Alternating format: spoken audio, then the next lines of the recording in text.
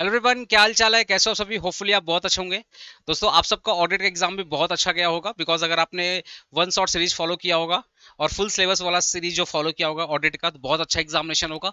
और एपीसी का गाइडलाइंस अगर आप शुरू से फॉलो कर रहे होंगे, किसी भी सेमेस्टर में होंगे, आपका एग्जाम अच्छा होना ही है, क्योंकि इससे ज्यादा डेप्थ, इससे ज्यादा कॉन्सेप्चुअल वीडियोस शायद ही आपको मिले बीकॉम में। ठीक है दोस्तों, ये मैं नहीं बोल रहा हूँ, ये आप ही बोलते हो, और आप कमेंट जाकर देख लो ऑडिट वाले चैप्टर में। ठीक है दोस्तों, लिवरेज का ये वन शॉट है। ठीक है, मैंने अभी तक क्या क्या वन शॉट दे दिया, ध्यान सुनो। मैंने टाइम वैल्यू ऑफ मनी का वन शॉट दे दिया है, ठीक है ना। मैंने डिविडेंड डिसीजन का वन शॉट दे दिया है। वर्किंग कैपिटल मैनेजमेंट का पार्ट भी आएगा, वो मैं कल अपलोड कर दूंगा। एफएम का थ्योरी मैंने दे दिया है। ठीक है, तो मुझे और क्या क्या देना है सर? लिवरेज, ये मैं लिवरेज देने जा रहा हूँ। ठीक है, ये भैया आपका 20 से 25 नंबर का चैप्टर होने वाला है। लिवरेज में 20 से 25 नंबर चैप्टर होने वाला है, ठीक है ना। वर्किंग कैपिटल का मैं कल दे दूंगा, अर्ली मॉर्निंग दे दूंगा कल। ठीक है, इसके बाद आपका एक और चैप्टर बचेगा, which is cost of capital. Cost of capital, तो अब आप देखो, अगर मैंने चैप्टर 1 भी दे दिया है, चैप्टर 3 अभी देने जा रहा हूँ, चैप्टर 4 का पार्ट भी मैं कल अपलोड कर दूंगा। ठीक है, और चैप्टर 6 मैंने दे दिया है, और कॉस्ट ऑफ कैपिटल भी मैं कल दे दूंगा। तो अगर आप कैपिटल एक्सपेंडिचर, ये जो कैपिटल बस्टिंग वाला है ना, अगर आप इसको छोड़ देंगे तब भी आपका काम हो जाएगा, कोई दिक्कत वाली बात नहीं है।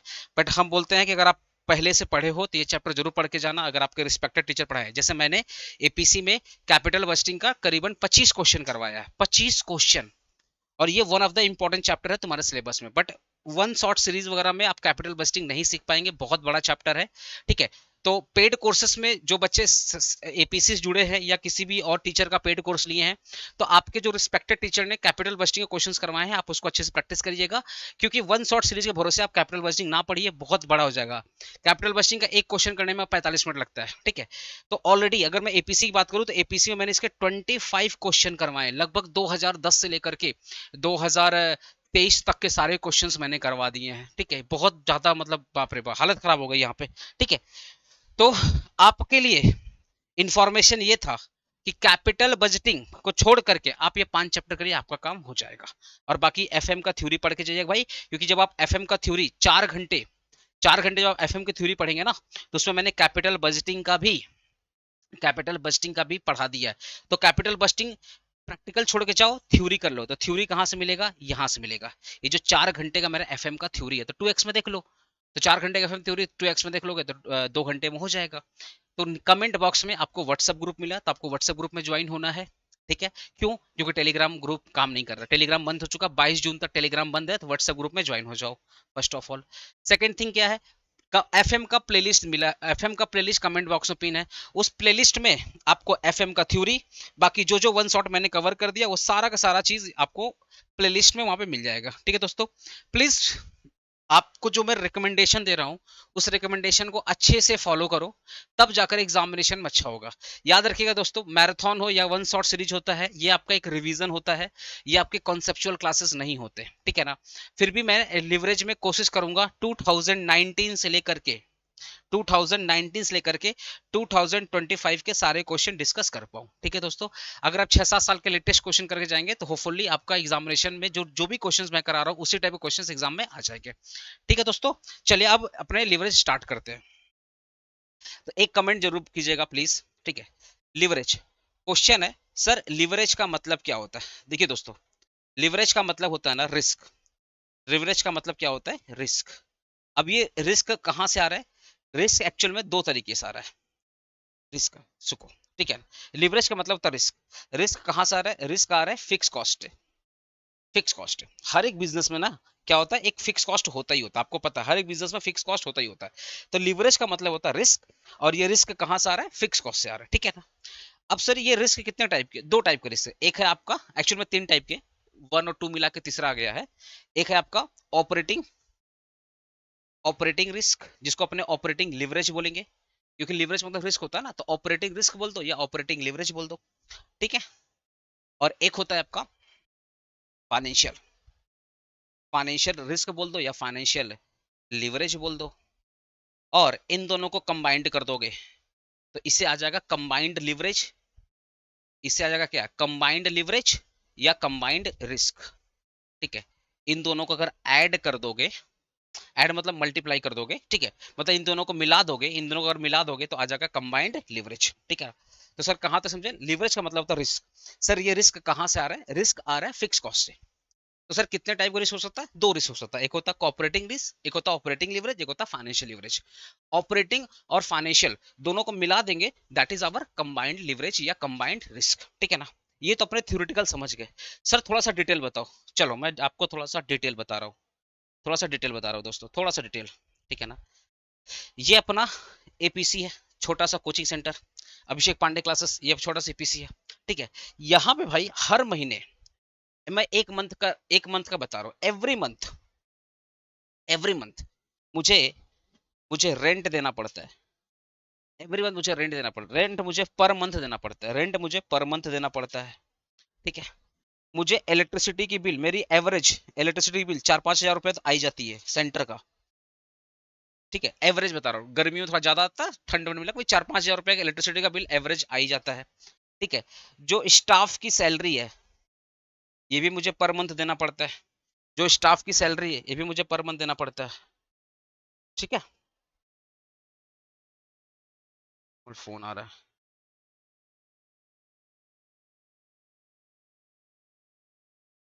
जो स्टाफ की जो सैलरी है वो भी पर मंथ देना पड़ता है, ठीक है।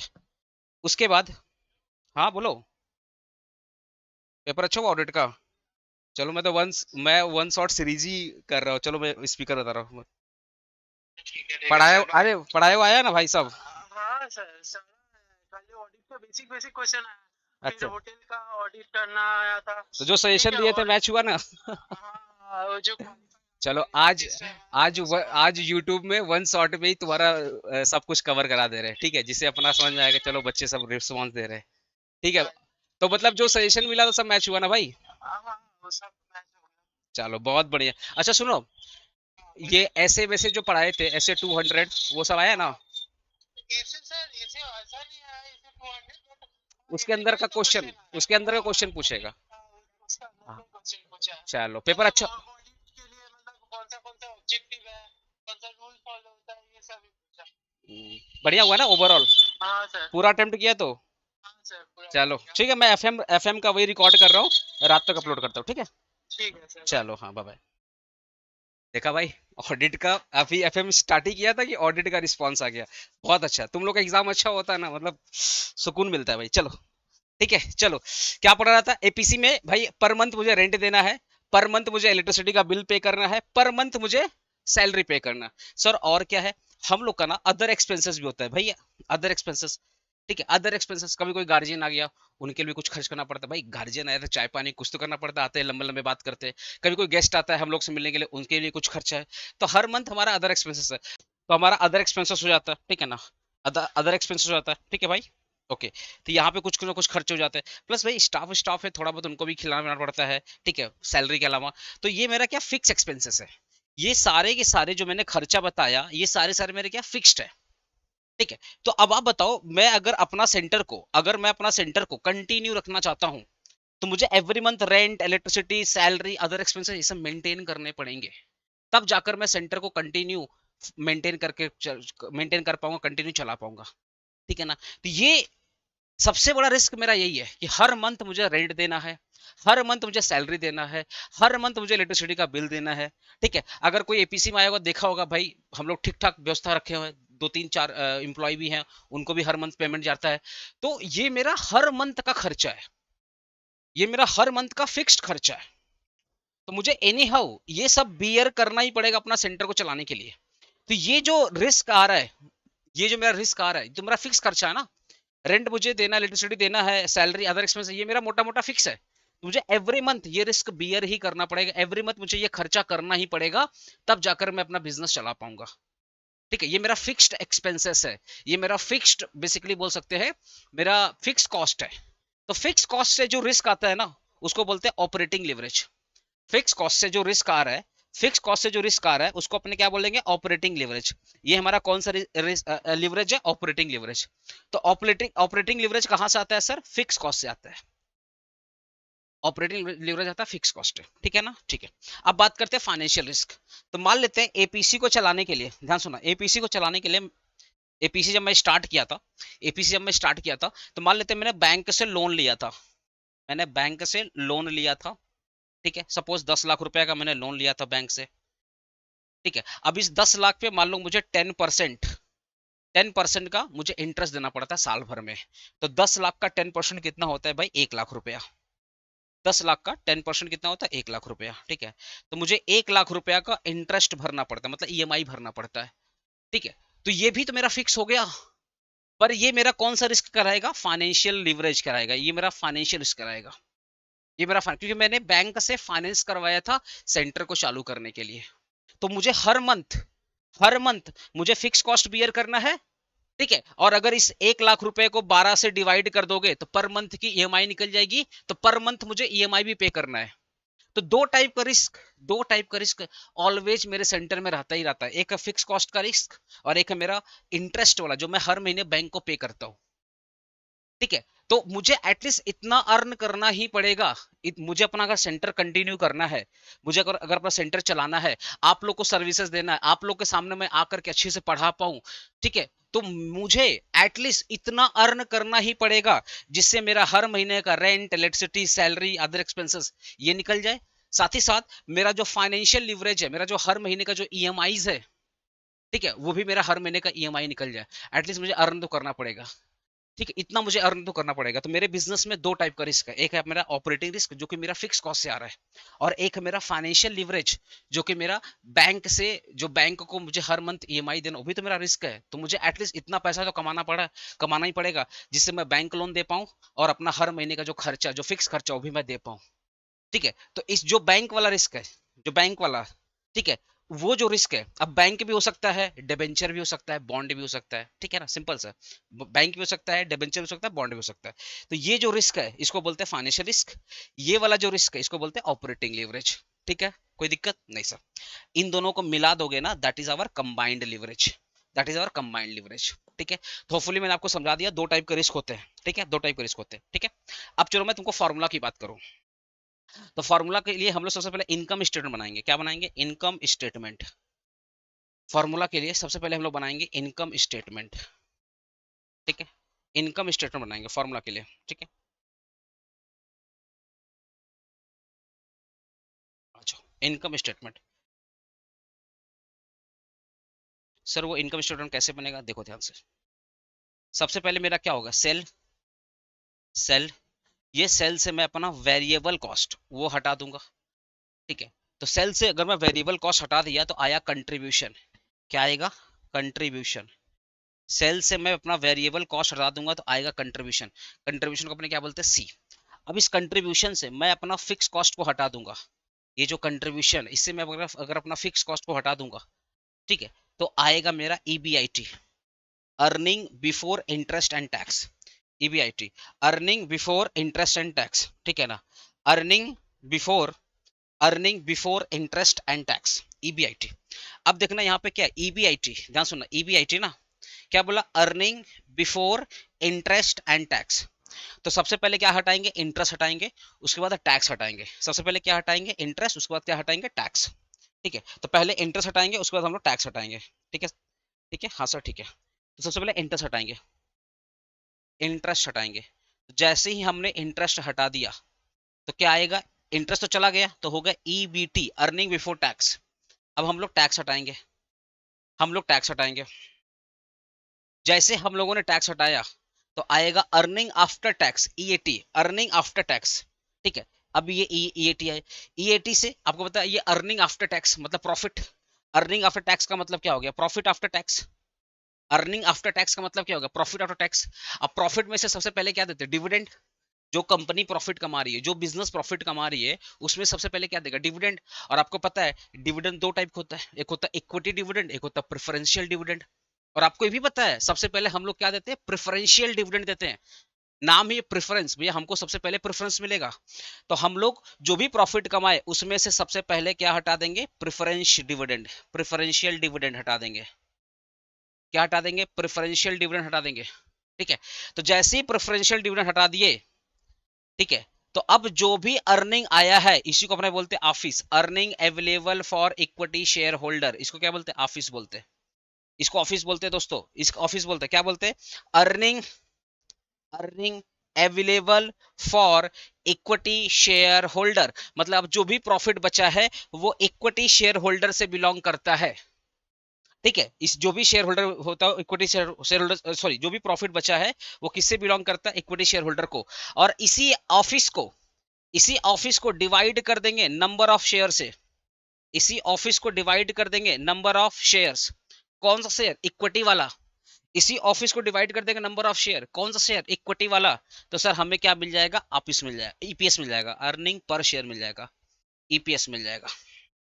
ठीक है, ये हमारा इनकम स्टेटमेंट है, ये हमारा इनकम स्टेटमेंट है। मैंने क्या बोला, ये हमारा सेल है, सेल में से वेरिएबल कॉस्ट माइनस हो गया, क्या आया, कंट्रीब्यूशन।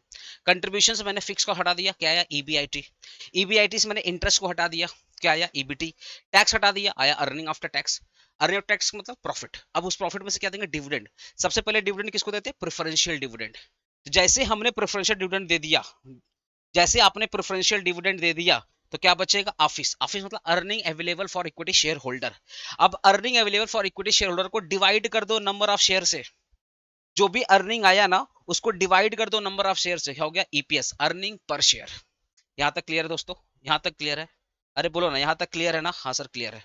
ठीक है, तो यहाँ पे मैं क्या लिख रहा था, यहाँ पे क्या लिखा था, इसको डिवाइड कर देंगे किससे, नंबर ऑफ शेयर से, नंबर ऑफ शेयर से डिवाइड कर देंगे तो क्या आ जाएगा, ईपीएस, अर्निंग पर शेयर।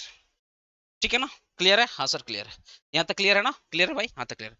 अब देखो यहाँ पे दो टाइप का रिस्क है। पहला पहला एक है आपका फिक्स कॉस्ट, एक है आपका फिक्स कॉस्ट। तो फिक्स कॉस्ट से जो रिस्क आ रहा है ना, जो फिक्स कॉस्ट से रिस्क आ रहा है, इसको अपने बोलेंगे ऑपरेटिंग, ऑपरेटिंग लिवरेज या ऑपरेटिंग रिस्क। ठीक है, और ये जो इंटरेस्ट है, इंटरेस्ट से जो रिस्क आ रहा है, हर महीने का जो इंटरेस्ट आप पे कर रहे हो ना, इससे जो रिस्क आ रहा है इसको बोलेंगे लिवरेज रिस्क। अरे सॉरी, लिवरेज, फाइनेंशियल, इसको क्या बोलेंगे, फाइनेंशियल। इसको अपने बोलेंगे फाइनेंशियल लिवरेज या फाइनेंशियल लिवरेज या फाइनेंशियल लिवरेज या फाइनेंशियल रिस्क। ठीक है दोस्तों, ठीक है। अब इसी से हमको निकालना है फॉर्मूला। क्या निकालना, फॉर्मूला। सबसे पहले बात करते हैं ऑपरेटिंग लिवरेज का फॉर्मूला।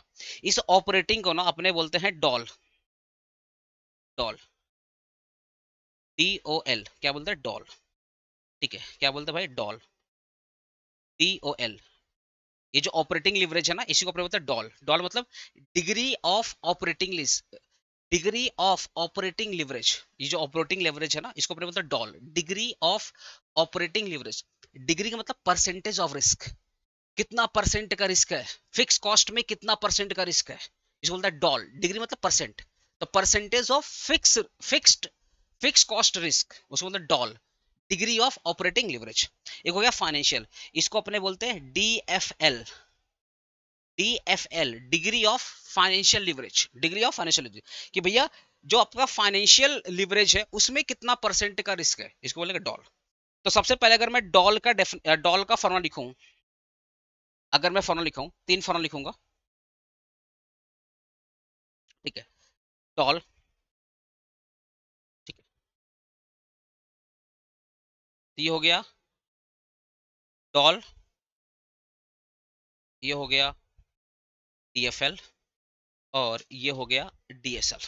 ठीक है, अब डॉल का फॉर्मूला क्या हो गया सर, देखो फॉर्मूला सिंपल बता रहा हूँ, सिंपल फॉर्मूला बता रहा हूँ, सिंपल फॉर्मूला बता रहा हूँ। ये फिक्स कॉस्ट है ना, ये फिक्स कॉस्ट है, हाँ सर। फिक्स कॉस्ट को अपने क्या बोलते हैं, ऑपरेटिंग रिस्क। और ऑपरेटिंग रिस्क को अपने क्या बोलते हैं, डिग्री ऑफ ऑपरेटिंग लिवरेज, मतलब डॉल बोलते हैं, यही बोलते हैं, हाँ सर।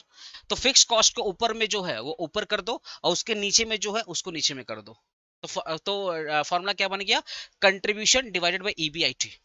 अरे मैंने क्या बोला, ये मेरा जो फिक्स कॉस्ट है, इससे मेरा क्या, तो ऑपरेटिंग लिवरेज मतलब डॉल की बात हो रही है। तो इस फिक्स कॉस्ट के ऊपर में जो है कंट्रीब्यूशन, तो कंट्रीब्यूशन को ऊपर में कर दो, और इसके नीचे में क्या, ईबीआईटी। तो कंट्रीब्यूशन को ईबीआईटी से डिवाइड कर दोगे, क्या मिल जाएगा, फिक्स डॉल मिल जाएगा। ठीक है, तो फॉर्मूला क्या बन गया, फॉर्मूला क्या बन गया, कंट्रीब्यूशन डिवाइडेड बाय ईबीआईटी। सी मतलब कंट्रीब्यूशन, तो कंट्रीब्यूशन डिवाइडेड बाय ईबीआईटी, ये इसका प्राइमरी फॉर्मूला बन गया। और भी फॉर्मूला है बताऊंगा, ये इसका प्राइमरी फॉर्मूला हो गया। इसका हो गया फॉर्मूला नंबर 1, फॉर्मूला नंबर 1। ठीक है, ऐसे लिखोगे जैसे मैंने बनाया, ऐसे लिखोगे। ठीक है, अब बात करते हैं DFL। DFL, ये DFL है, ये DFL है भाई, अरे बोलो ना, ये सर DFL है। इंटरेस्ट, इंटरेस्ट से हमारा कौन सा रिस्क आता है सर, फाइनेंशियल रिस्क आता है। और फाइनेंशियल रिस्क को अपने क्या बोलते हैं, DFL, degree of financial leverage. तो इंटरेस्ट के ऊपर में क्या है, ईबीआईटी, तो ईबीआईटी ऊपर में कर दो। इसके नीचे में क्या है, ईबीटी, तो ईबीटी नीचे में कर दो। तो फॉर्मूला क्या बन गया, EBIT divided by EBT, EBIT divided by EBT. Paid courses में ना ये इनकम स्टेटमेंट क्यों बना, कैसे बना, क्या फायदा है, ये हम लोग डिटेल में डिस्कस करते हैं, टाइम नहीं है, तुम भी जानते हो। तो जो पढ़ा रहा हूँ शांति सुनो, ठीक है। एटलीस्ट दूसरे चैनल से तो भाई मैं पूरी कोशिश करूंगा आपको डेप्थ में जाने का। मैं नहीं बोल रहा किसी के चैनल बहुत खराब है या को मैं बहुत अच्छा पढ़ा रहा हूँ, ये नहीं। मैं ये बोल रहा हूँ अदर चैनल से मैं कोशिश करूंगा डेप्थ में जाने का, बस मैं ये बोल रहा हूँ, ठीक है ना। तो ये जो इंटरेस्ट है, ये जो इंटरेस्ट है, इंटरेस्ट के ऊपर में जो आया ईबीआईटी, इसके नीचे में क्या, ईबीटी। तो ईबीआईटी को डिवाइड कर दोगे ईबीटी से, तो क्या आ जाएगा तुम्हारा, डीएफएल। तो डीएफएल फॉर्मूला क्या हो गया, ईबीआईटी डिवाइडेड बाई ईबीटी। ये हो गया इसका फॉर्मूला, ये उसका प्राइमरी फॉर्मूला, ठीक है। तो डीएसएल क्या है, दोनों का कॉम्बिनेशन। अरे डीएसएल क्या है, दोनों का कॉम्बिनेशन। डीएसएल क्या है, बोलो ना, डीएसएल क्या है, दोनों का कॉम्बिनेशन। डीएसएल हमारा क्या है, दोनों का कॉम्बिनेशन। तो फॉर्मूला क्या बन जाएगा डीएसएल का, sir doll into DFL, doll into DFL, doll into DFL. तो डॉल हमारा क्या है, कंट्रीब्यूशन। ये हो गया पहला फार्मूला, डॉल इनटू डीएफएल।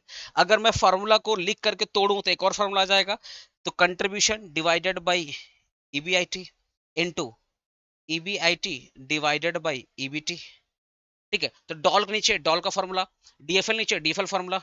अब ईबीआईटी ईबीआईटी कैंसिल हो गया, तो क्या बचेगा, कंट्रीब्यूशन डिवाइडेड बाय ईबीटी। ये इसका हो गया सेकेंडरी फार्मूला, ये हो गया इसका सेकंड फार्मूला, ठीक है। तो फर्स्ट फार्मूला क्या है डीएसएल का, doll into DFL, doll into DFL, ठीक है। और इससे एक और फार्मूला आ जाएगा, कंट्रीब्यूशन डिवाइडेड बाय ईबीटी, ठीक है दोस्तों। हाँ सर, और सर फार्मूला क्या, हाँ और फार्मूला है, बता रहा हूँ क्या फार्मूला है, ध्यान सुनना, क्या फार्मूला सुनना। सेल्स के वजह से, ध्यान सुनना, सेल्स के वजह से जब भी ईबीआईटी में चेंज आएगा, सेल्स के वजह से, याद करो, सेल्स के वजह से जब भी ईबीआईटी में चेंज आएगा तो उसका जिम्मेदारी लेगा डॉल। उसके पीछे रीजन क्या है, डॉल। तो सेल्स के वजह से ईबीआईटी में जो चेंज आ रहा है उसके पीछे है डॉल। अब पेड कोर्सेज में हम लोग समझाते हैं क्यों है इसके पीछे, वाई वाई। अब यहाँ वाई का टाइम नहीं है, पर तुम समझ के जाओ, जो बोल रहा हूँ ठीक पढ़ा रहा हूँ। तो सेल्स में चेंज हो रहा है, उसके वजह से, सेल्स में जब चेंज हो रहा है उसके वजह से ईबीआईटी में चेंज हो रहा है, ठीक है। तो जब भी सेल्स में चेंज आएगा ना, तो ईबीआईटी में चेंज आएगा ही आएगा, 100% आएगा।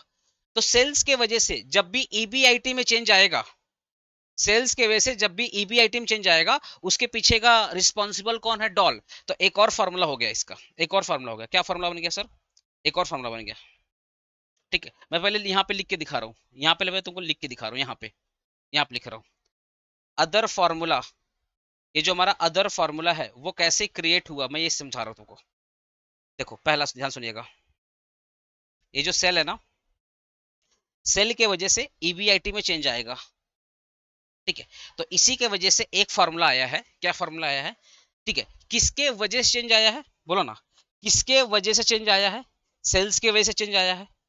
किसके वजह से चेंज आया है, सेल्स की वजह से चेंज आया है, ठीक है। तो जिसके वजह से चेंज आया है, मतलब यहाँ पे वजह कौन है, सेल। तो सेल को नीचे कर दोगे, यहाँ पे लिखेंगे परसेंटेज, डेल्टा मतलब चेंज, डेल्टा मतलब क्या था, चेंज। तो percentage change in sale, percentage change in sale. तो इस सेल के वजह से किस में चेंज आया, ईबीआईटी में। तो जिसके अंदर चेंज आया उसको लिखेंगे ऊपर में, और जिसके वजह से चेंज हुआ उसको लिखेंगे नीचे में। तो सेल के वजह से चेंज हुआ, इससे सेल आया नीचे में। उसका इंपैक्ट किसके ऊपर में आ रहा है, उसका इंपैक्ट किसके ऊपर, ईबीआईटी में, तो ईबीआईटी को ऊपर कर देंगे। तो एक फार्मूला हमारा और बन गया, उस फार्मूला का नाम क्या, परसेंटेज चेंज इन ईबीआईटी। ये कॉज है और ये उसका इफेक्ट है, पढ़ो ना, कॉज और इफेक्ट रिलेशनशिप। कि जब भी आप सेल में चेंज करोगे ना, तो ईबीआईटी में चेंज आएगा ही आएगा, ठीक है। ये हम लोग बहुत सीखे, अब जो बच्चे पेड कोर्सेज में उनको पता है, मैंने बहुत डिटेल में पढ़ाए थे ये सब चीजें। तो जब भी आप सेल में चेंज आएगा तो ईबीआईटी में चेंज आएगा ही आएगा। तो जिसके वजह से ये है कॉज, ये उसका क्या है, इफेक्ट।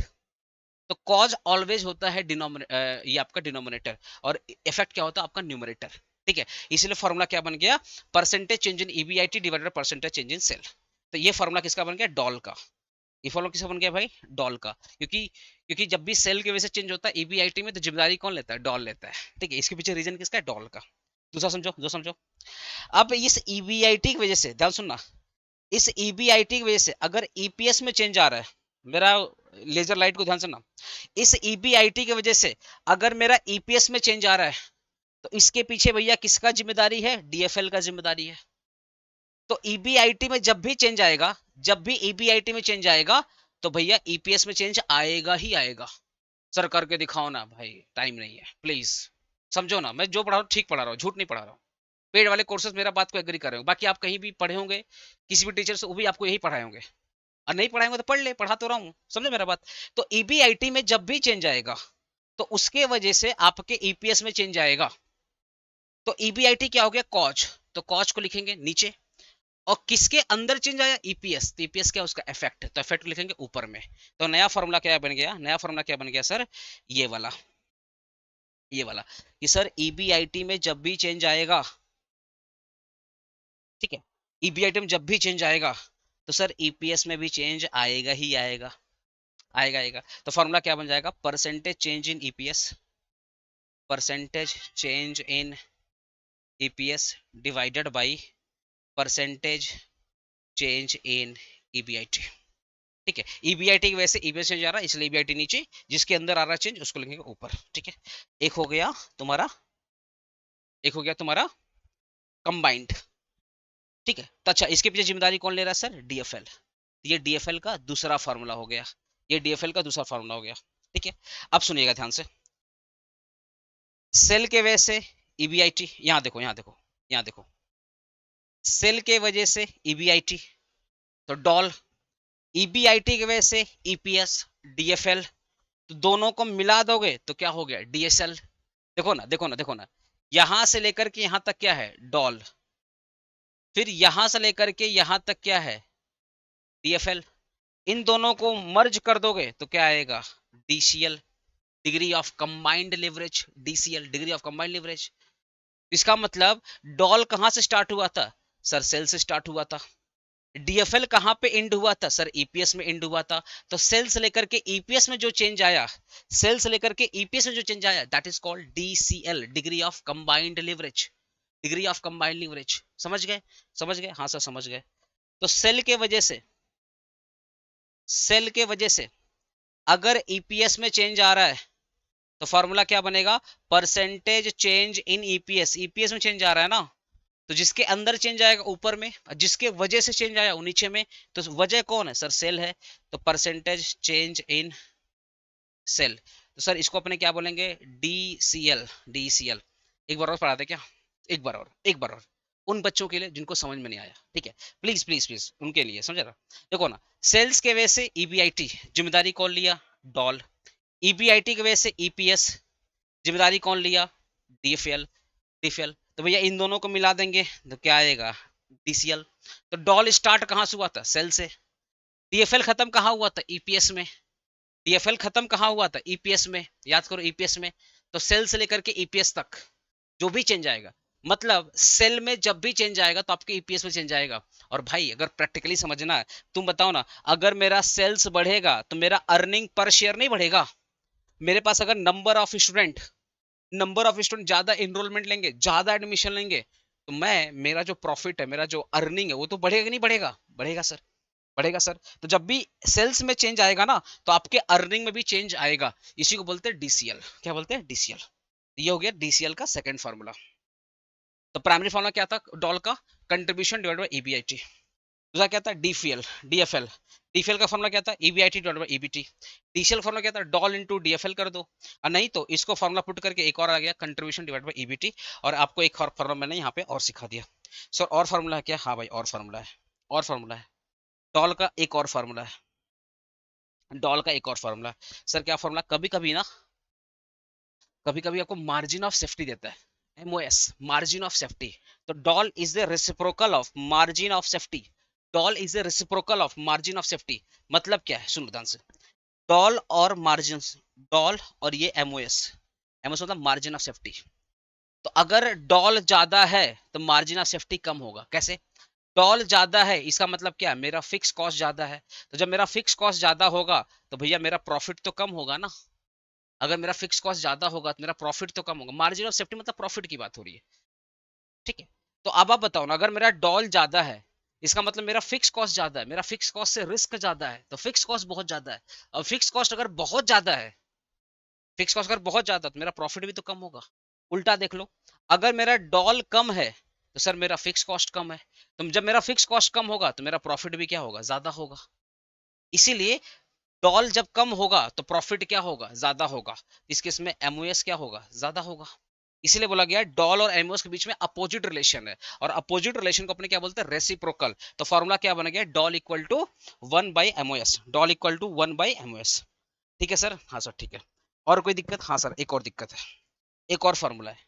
जब भी क्वेश्चन में ना, जब भी क्वेश्चन में ना प्रेफरेंस डिविडेंड दिया रहेगा, जब भी क्वेश्चन में प्रेफरेंस डिविडेंड दिया रहेगा तो आपका डीएफएल का फॉर्मूला चेंज होगा, आपका डीएफएल फॉर्मूला चेंज होगा। तो सर क्या चेंज होगा, आपका फॉर्मूला चालू तो होगा ईबीआईटी से, चालू तो होगा ईबीआईटी से, लेकिन लेकिन ईबीटी, ईबीटी से आपने क्या माइनस किया था, ईबीटी से आपने क्या माइनस, देखो ना ईबीटी से आपने क्या माइनस किया था, प्रेफरेंस डिविडेंड माइनस किया था, यही माइनस किया था, और टैक्स भी माइनस किया था। वही सेम चीज यहाँ पे करना है कि भाई अगर प्रेफरेंस डिविडेंड क्वेश्चन में दिया रहेगा तो ईबीआईटी डिवाइडेड बाय ईबीटी इतना लिखने से काम नहीं होगा, एक स्टेप आपको और आगे जाना पड़ेगा। और वो एक्स्ट्रा स्टेप आपका ये है कि ईबीटी से आपको माइनस करना पड़ेगा preference dividend divided by 1 minus tax, preference dividend divided by 1 minus tax, preference dividend divided by 1 minus tax, ये आपका फॉर्मूला होता है। सर ऐसा क्यों हो रहा है, क्यों हो रहा है,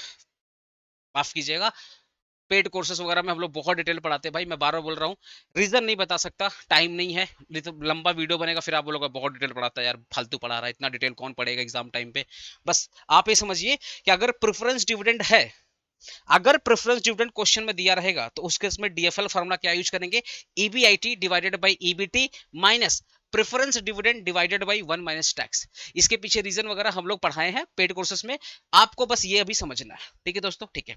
बार बार पेड कोर्सेज वर्ड बोल रहा हूं ना, तो कोर्स नहीं बेच रहा हूँ, समझा रहा हूँ, इसके रटा नहीं रहा हूँ, एपीसी में रटवाते नहीं भाई, समझाते हैं भाई, पूरी जान लगा, तभी तबियत भी खराब हो जाती है, ठीक है। रेस्ट नहीं मिलता प्रॉपर, तबीयत खराब हो जाती है, क्योंकि एक सेमेस्टर नहीं बहुत सारा सेमेस्टर पढ़ा रहा हूँ, कंटिन्यू पढ़ा रहा हूँ, अकेले पढ़ा रहा हूँ, ठीक है, इसलिए फाकीबाजी करते भाई तो हो जाता, ठीक है। तो होपफुली मैंने सारे फार्मूला मैंने आपको पढ़ा दिए, सारे फार्मूला मैंने पढ़ा दिए। अब अगर कुछ एक्स्ट्रा फार्मूला वगैरह लगेगा ना तो मैं आपको सिखा दूंगा। अब अपने स्टार्ट करते हैं लिवरेज का क्वेश्चन, ठीक है। कहां से, 2019 हमारा टारगेट रहेगा दोस्तों, हमारा टारगेट रहेगा दोस्तों 2019, 2019 से लेकर के 2023 या 24 ये क्वेश्चन। तो चलो 2019 का क्वेश्चन स्टार्ट करते हैं। ये देखो मेरा बुक का क्वेश्चन 16, जो मेरा बुक का क्वेश्चन 16 है, ठीक है, वो आपका 2019 का क्वेश्चन है, ठीक है। क्या बोल रहे हैं यहाँ पे, select the financial data of two companies X and Y for the year ended March 2019 as the follows, ठीक है। दो कंपनी है, एक्स और वाई है, एक्स का 75% वेरिएबल कॉस्ट है, वाई का 50% है, दोनों का इंटरेस्ट दिया हुआ है, डिग्री ऑफ ऑपरेटिंग लिवरेज मतलब डॉल दिया हुआ है दोनों का, डिग्री ऑफ फाइनेंशियल मतलब डीएफएल दिया हुआ है दोनों का, और इनकम टैक्स दिया हुआ है दोनों का, ठीक है। अब बोल रहा है इनकम स्टेटमेंट आपको प्रिपेयर करना है एक्स वाई लिमिटेड का, मतलब जो दो कंपनी है, दो कंपनी है एक्स और वाई, दोनों का क्या क्या कंप्लीट करना है, इनकम स्टेटमेंट। और बोला है आपको फाइनेंशियल पोजीशन डिस्कस करना है दोनों का, दोनों का फाइनेंशियल पोजीशन डिस्कस करना है, ठीक है। चलिए इसको कैसे अपने करेंगे, ध्यान सुनिएगा। सबसे पहले आपको क्या बोला है, फाइनेंशियल स्टेटमेंट, ठीक है, इनकम स्टेटमेंट। देखिए मैं आपको हमेशा बताता हूँ ना, जब आपको इनकम स्टेटमेंट दिया है बनाने के लिए, ठीक है, तो आपको वही सेल से लेकर के पूरा देखना पड़ेगा। क्या प्रेफरेंस डिविडेंड दिख रहा है, नहीं दिख रहा है। तो जब प्रेफरेंस डिविडेंड नहीं दिख रहा है तो जो डॉल का नॉर्मल फॉर्मूला हम लोग सीखे थे ना, ईबीआईटी डिवाइडेड बाय ईबीटी, वही फॉर्मूला यहाँ पे लगने वाला है, ठीक है। और जब भी क्वेश्चन में ना डॉल और डीएफएल का वैल्यू दे दे तो ऑलवेज इसका फॉर्मूला पुट कीजिएगा, ऑलवेज इसका फॉर्मूला पुट कीजिएगा, ठीक है। तो सर सबसे पहले किसका फॉर्मूला पुट करेंगे, अगर इंटरेस्ट दिया हुआ है, अगर इंटरेस्ट दिया हुआ है तो सबसे पहले फॉर्मूला पुट करेंगे डॉल का, क्योंकि डॉल का डॉल का इंटरेस्ट से डायरेक्ट रिश्ता है, याद है ना। इंटरेस्ट है मतलब फाइनेंशियल लिवरेज, और फाइनेंशियल लिवरेज को रिप्रेजेंट कौन करता है, डीएफएल रिप्रेजेंट करता है।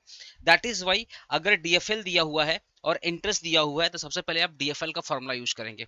और जब भी क्वेश्चन में ना इंटरेस्ट आपको दिखे, जब भी क्वेश्चन में आपको इंटरेस्ट दिखे तो आप सबसे पहले क्या है, इंटरेस्ट, ये इंटरेस्ट ना, मतलब बता रहा हूँ इस लिवरेज चैप्टर में ना इंटरेस्ट बहुत इंपॉर्टेंट रोल प्ले करता है, बिकॉज इंटरेस्ट ना कड़ी जुड़ी हुई है। कड़ी कैसे जुड़ी हुई मैं तुमको दिखा रहा हूँ, क्वेश्चन नंबर ये 19 है, 19 का क्वेश्चन नंबर मतलब मेरे बुक का क्वेश्चन नंबर 16 है, ठीक है।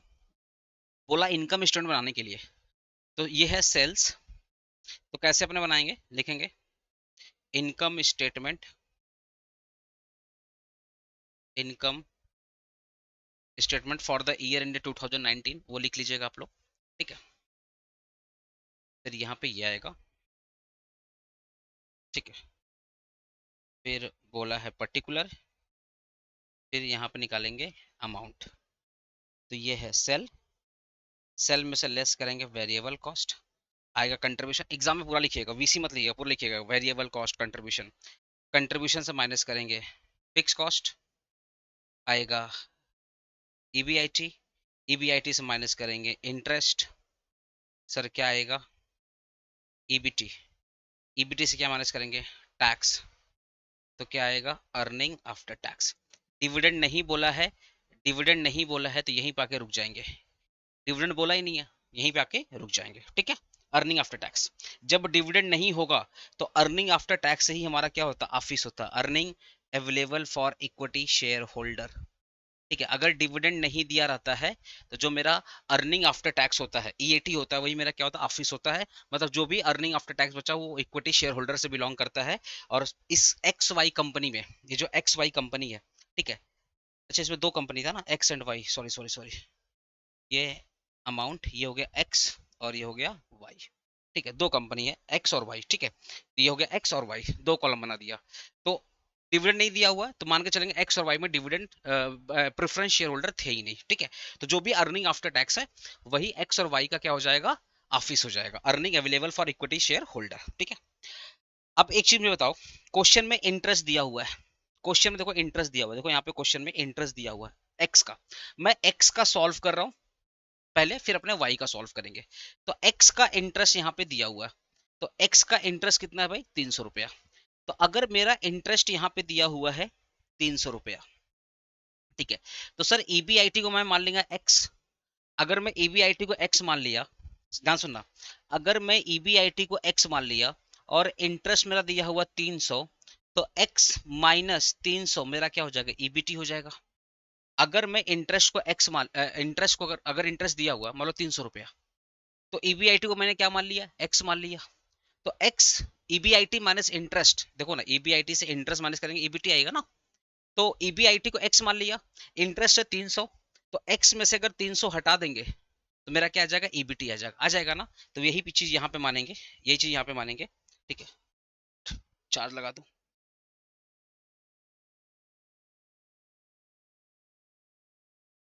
क्या करूंगा, लेट, यहाँ पे वर्किंग नोट चालू कर रहा हूँ, मैं वर्किंग नोट चालू कर रहा हूँ, ठीक है, वर्किंग नोट, ठीक है।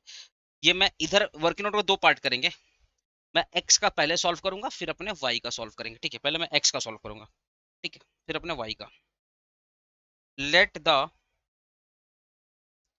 ईबीआईटी बी एक्स, ठीक है। तो देयरफॉर ईबीटी क्या हो जाएगा, ईबीटी क्या होगा, ईबीआईटी, ईबीआईटी माइनस इंटरेस्ट हमारा क्या होता है, ईबीटी होता है। ईबीआईटी से इंटरेस्ट को हटा दोगे क्या होगा, ईबीटी होगा, ईबीटी होगा। तो ईबीआईटी को मैंने क्या माना, एक्स माना है, और इंटरेस्ट हमारा कितना दिया हुआ क्वेश्चन में, 300 दिया हुआ है, यहाँ पे दिया हुआ है 300। तो ईबीटी कितना हो गया, एक्स माइनस 300, ठीक है।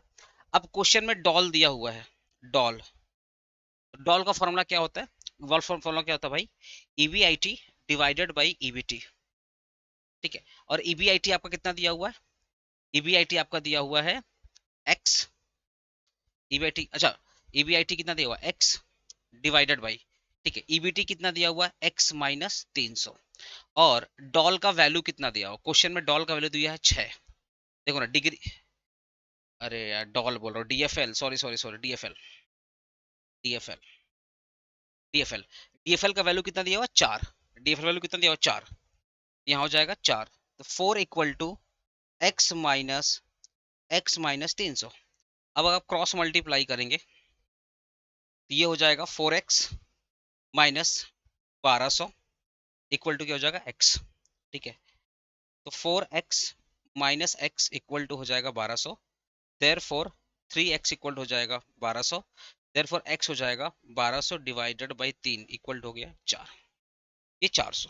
ठीक है, तो हमारा EBT कितना हो गया, x हमारा क्या था EBIT, तो EBIT देयरफॉर EBIT अगर मेरा 400 हो गया तो EBT कैसे निकालेंगे, EBT कैसे निकालेंगे, EBT से निकालते हैं x EBIT माइनस इंटरेस्ट, तो EBIT है 400, इंटरेस्ट कितना था 300, तो EBT कितना हो जाएगा 100, EBT कितना हो जाएगा 100।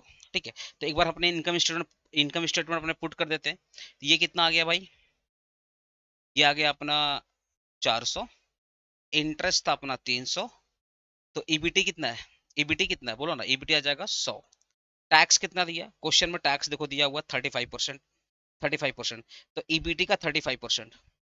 ठीक है, तो 100 है, 100 का 35%।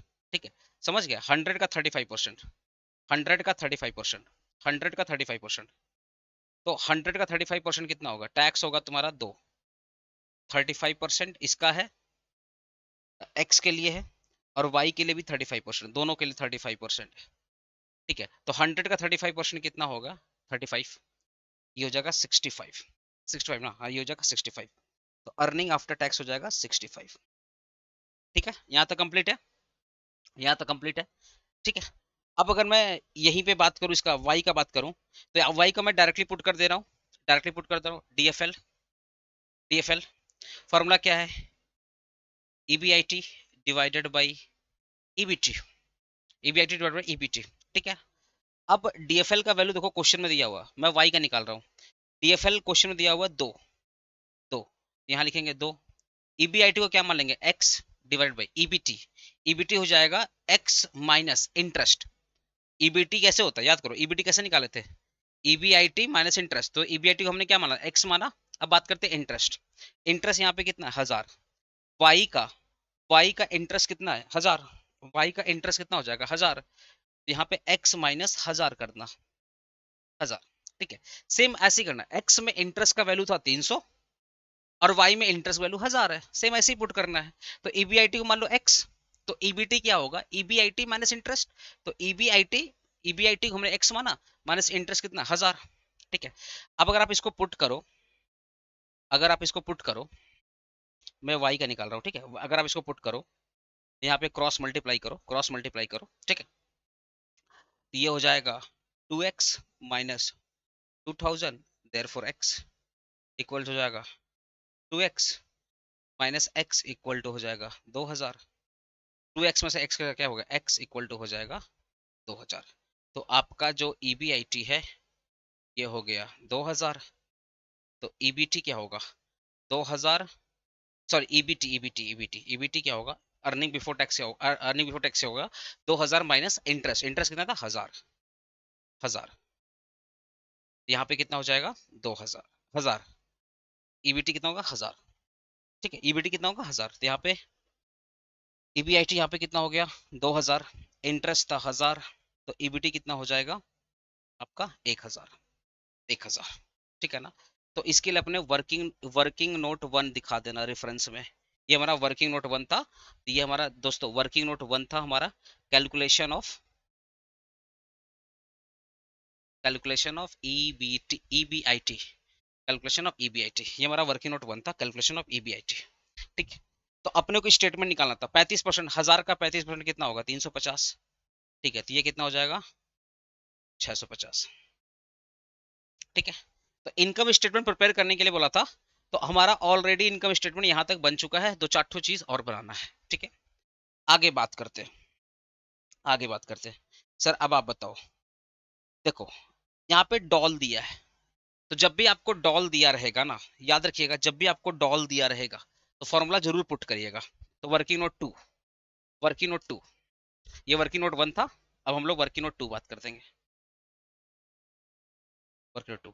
इसका हेडिंग क्या आएगा देख लेंगे बाद में, ठीक है। यहाँ पे कंपनी एक्स होगा, यहाँ कंपनी वाई होगा, ठीक है। तो आपका डॉल दिया हुआ है, डॉल, डॉल कितना दिया हुआ है 6 और 2, एक्स में दिया हुआ है 6, एक्स में कितना दिया हुआ है 6, और वाई का डॉल दिया हुआ है 2, एक्स में दिया हुआ देखो ना, एक्स में कितना दिया हुआ, एक्स में देखो डॉल दिया हुआ 6 और वाई का दिया हुआ 2, ठीक है। अब आप इसका फॉर्मूला पुट करेंगे, आप इसका फॉर्मूला पुट करेंगे। फॉर्मूला क्या है, ईबीआईटी, सॉरी इसका फॉर्मूला क्या है, contribution, contribution divided by EBIT, ठीक है, इक्वल टू 6।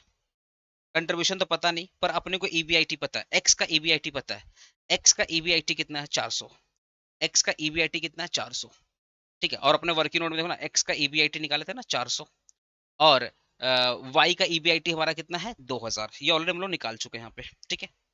तो यहाँ पे लिखेंगे, साथ में इसका ही पुट करते हैं ना, साथ में वाई का ही पुट करते हैं, तो contribution divided by EBIT equal to 2 होगा, सॉरी इक्वल टू होगा 2, ठीक है। कंट्रीब्यूशन नहीं पता, इनका ईबीआईटी कितना था 2000, हमारा एक्स का ईबीआईटी कितना था 400, एक्स का ईबीआईटी देखो ना यहाँ पे 400 था, इनका था 2000, ठीक है, इक्वल टू हो जाएगा 6। देयरफॉर क्रॉस मल्टीप्लाई करेंगे तो कंट्रीब्यूशन इक्वल हो जाएगा 400 इंटू 6, 2400 रुपये, ठीक है। यहाँ पे हो जाएगा 2, यहाँ पे कंट्रीब्यूशन हो जाएगा 4000, मल्टीप्लाई करेंगे हो जाएगा 4000, ये कंट्रीब्यूशन हो जाएगा 4000, ठीक है, ठीक है, हाँ सर ठीक है। तो अब कंट्रीब्यूशन यहाँ पे लिख देते हैं, कंट्रीब्यूशन इसका आया है, कंट्रीब्यूशन एक्स का कंट्रीब्यूशन कितना आया 2000, और वाई का कंट्रीब्यूशन कितना आया है 4000, ठीक है। तो 2400, 2400, यहाँ है 4000, यहाँ 4000, ठीक है ना। अब आप बताओ, यहाँ पे ये है आपका, देखो ध्यान से, ये आपका कंट्रीब्यूशन है, ये आपका कंट्रीब्यूशन है, ये आपका ईबीआईटी है, तो इसके बीच का जो डिफरेंस होगा वो फिक्स कॉस्ट होगा, है ना, बैलेंसिंग फिगर। आपका कंट्रीब्यूशन है 2400, ठीक है, और आपका ईबीआईटी है 400, ये 400 तभी आएगा जब इसमें से 2000 मैं माइनस करूंगा, तभी तो 2400 में से 2000 माइनस करूंगा तभी तो 400 आएगा, तभी तो 400 आएगा। तो ये 2400 है और ये 400 है, तो 2400 में से 400 कब होगा, जब 2000 क्या होगा माइनस होगा। तो इस केस में फिक्स कॉस्ट कितना आ जाएगा, तो हमारा जो फिक्स कॉस्ट आएगा वो बैलेंसिंग फिगर आएगा, 2400 माइनस 400 तो कितना हो जाएगा 2000, ठीक है। 4000 है, ये 4000 है, ये 2000 है, तो 4000 से 2000 कब होगा, जब 2000 क्या करेंगे माइनस करेंगे, ठीक है, क्लियर है, हाँ सर क्लियर है, ठीक है। तो कंट्रीब्यूशन के लिए एक रेफरेंस डाल दीजिएगा वर्किंग नोट 2 का, वर्किंग नोट 2 का रेफरेंस डाल दीजिएगा कंट्रीब्यूशन के लिए। तो वर्किंग नोट 2 हमारा क्या था, कंट्रीब्यूशन,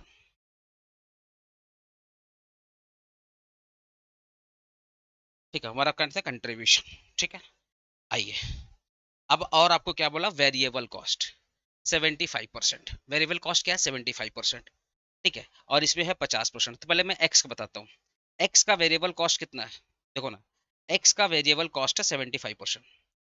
अगर एक्स का वेरिएबल कॉस्ट 75% है तो सेल को 100 मान लो, सेल को 100 मान लो, तो 100 में से 75% वेरिएबल कॉस्ट है, तो कंट्रीब्यूशन कितना हो जाएगा 25%। तो इसका मतलब ये जो 2400 आया है ये 25% के बराबर है। ध्यान सुनना, कंट्रीब्यूशन कितना दिया हुआ है 75%, देखो ना कंट्रीब्यूशन कितना दिया हुआ, अब वेरिएबल कितना, variable expenses as a percentage of sale 75%, तो आपका जो वेरिएबल खर्चा है वो 75% है, जो आपका वेरिएबल वाला खर्चा है वो आपका 75% है एक्स का, देखो ना एक्स का 75%, ठीक है, क्लियर हो रहा है, हाँ सर क्लियर हो रहा है।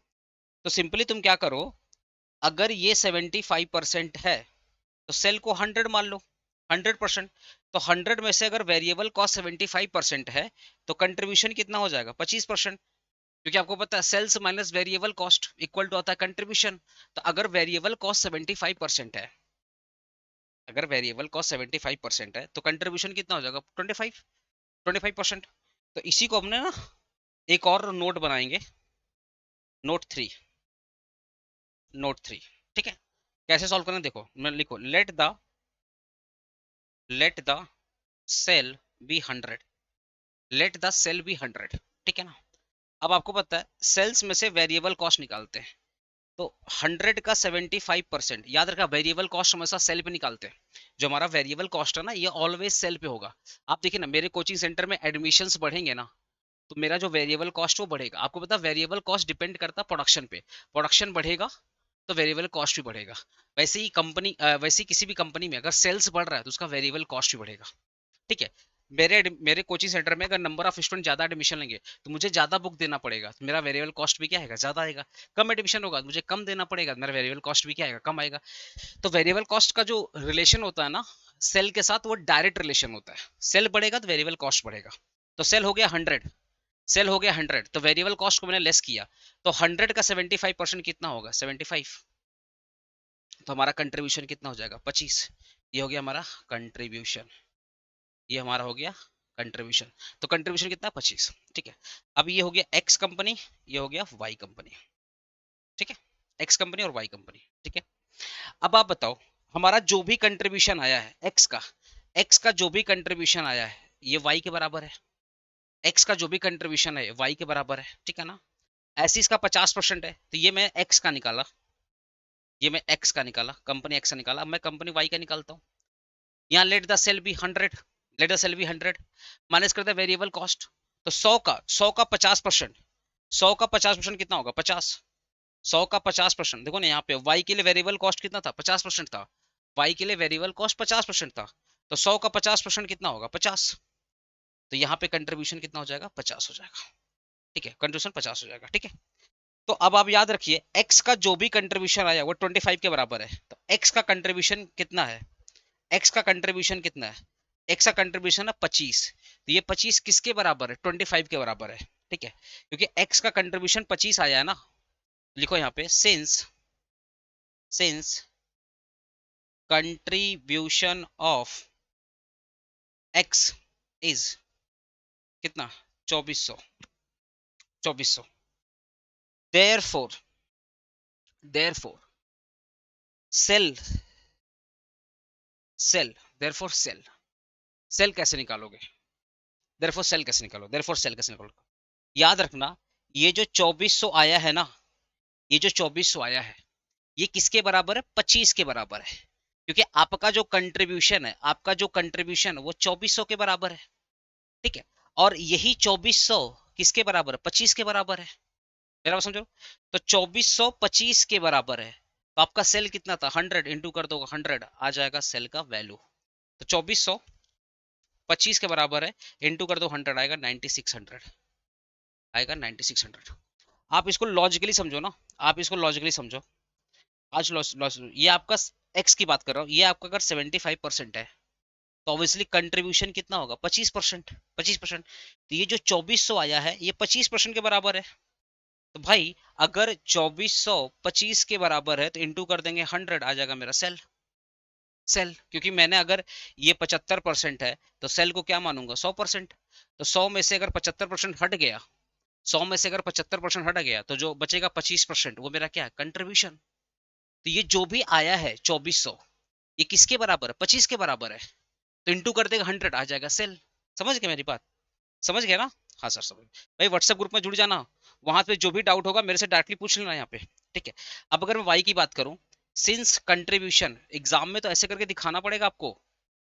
एग्जाम में ऐसे ही मैं चाहता शॉर्टकट कर देता, बिलीव करो मैं शॉर्टकट कर देता, पर एग्जाम में आपको ऐसे दिखाना पड़ेगा भाई, 10 मार्क्स का सवाल है। देखो since contribution of Y, Y का कंट्रीब्यूशन कितना है दोस्तों, वाई कंट्रीब्यूशन कितना है 4000, वाई कंट्रीब्यूशन कितना 4000। Since contribution of Y is 4000, तो ये जो 4000 है देयरफॉर सेल, ये जो 4000 है वो 50 के बराबर है। ये जो 4000 है ये किसके बराबर है, 50 के बराबर है। ये जो 4000 है वो तो 50 के बराबर है, तो इंटू कर देंगे 100 तो हमारा निकल जाएगा सेल। तो क्योंकि सेल निकालने के लिए हमें 100 से मल्टीप्लाई करना पड़ेगा, तो हमने सेल को 100 माना है। कंट्रीब्यूशन हम वेरिएबल कॉस्ट कितना था 50%, तो 100 में से 50% निकल गया, बचेगा 50। तो मेरा कंट्रीब्यूशन कितना 50% है। तो मेरा कंट्रीब्यूशन का अमाउंट क्या है 4000, तो मेरा जो 4000 अमाउंट है ये किसके बराबर, 50% के बराबर है। तो 4000 अगर 50% के बराबर है तो इंटू कर देंगे 100 आ जाएगा सेल, क्योंकि हमने सेल को क्या माना था, 100 माना था। 4000 डिवाइड 50 इंटू कर देंगे भैया सेल, आ जाएगा 8000 रुपया, ये हो जाएगा 8000 रुपया। ठीक है, ये हो जाएगा 9600, ये हो जाएगा 8000।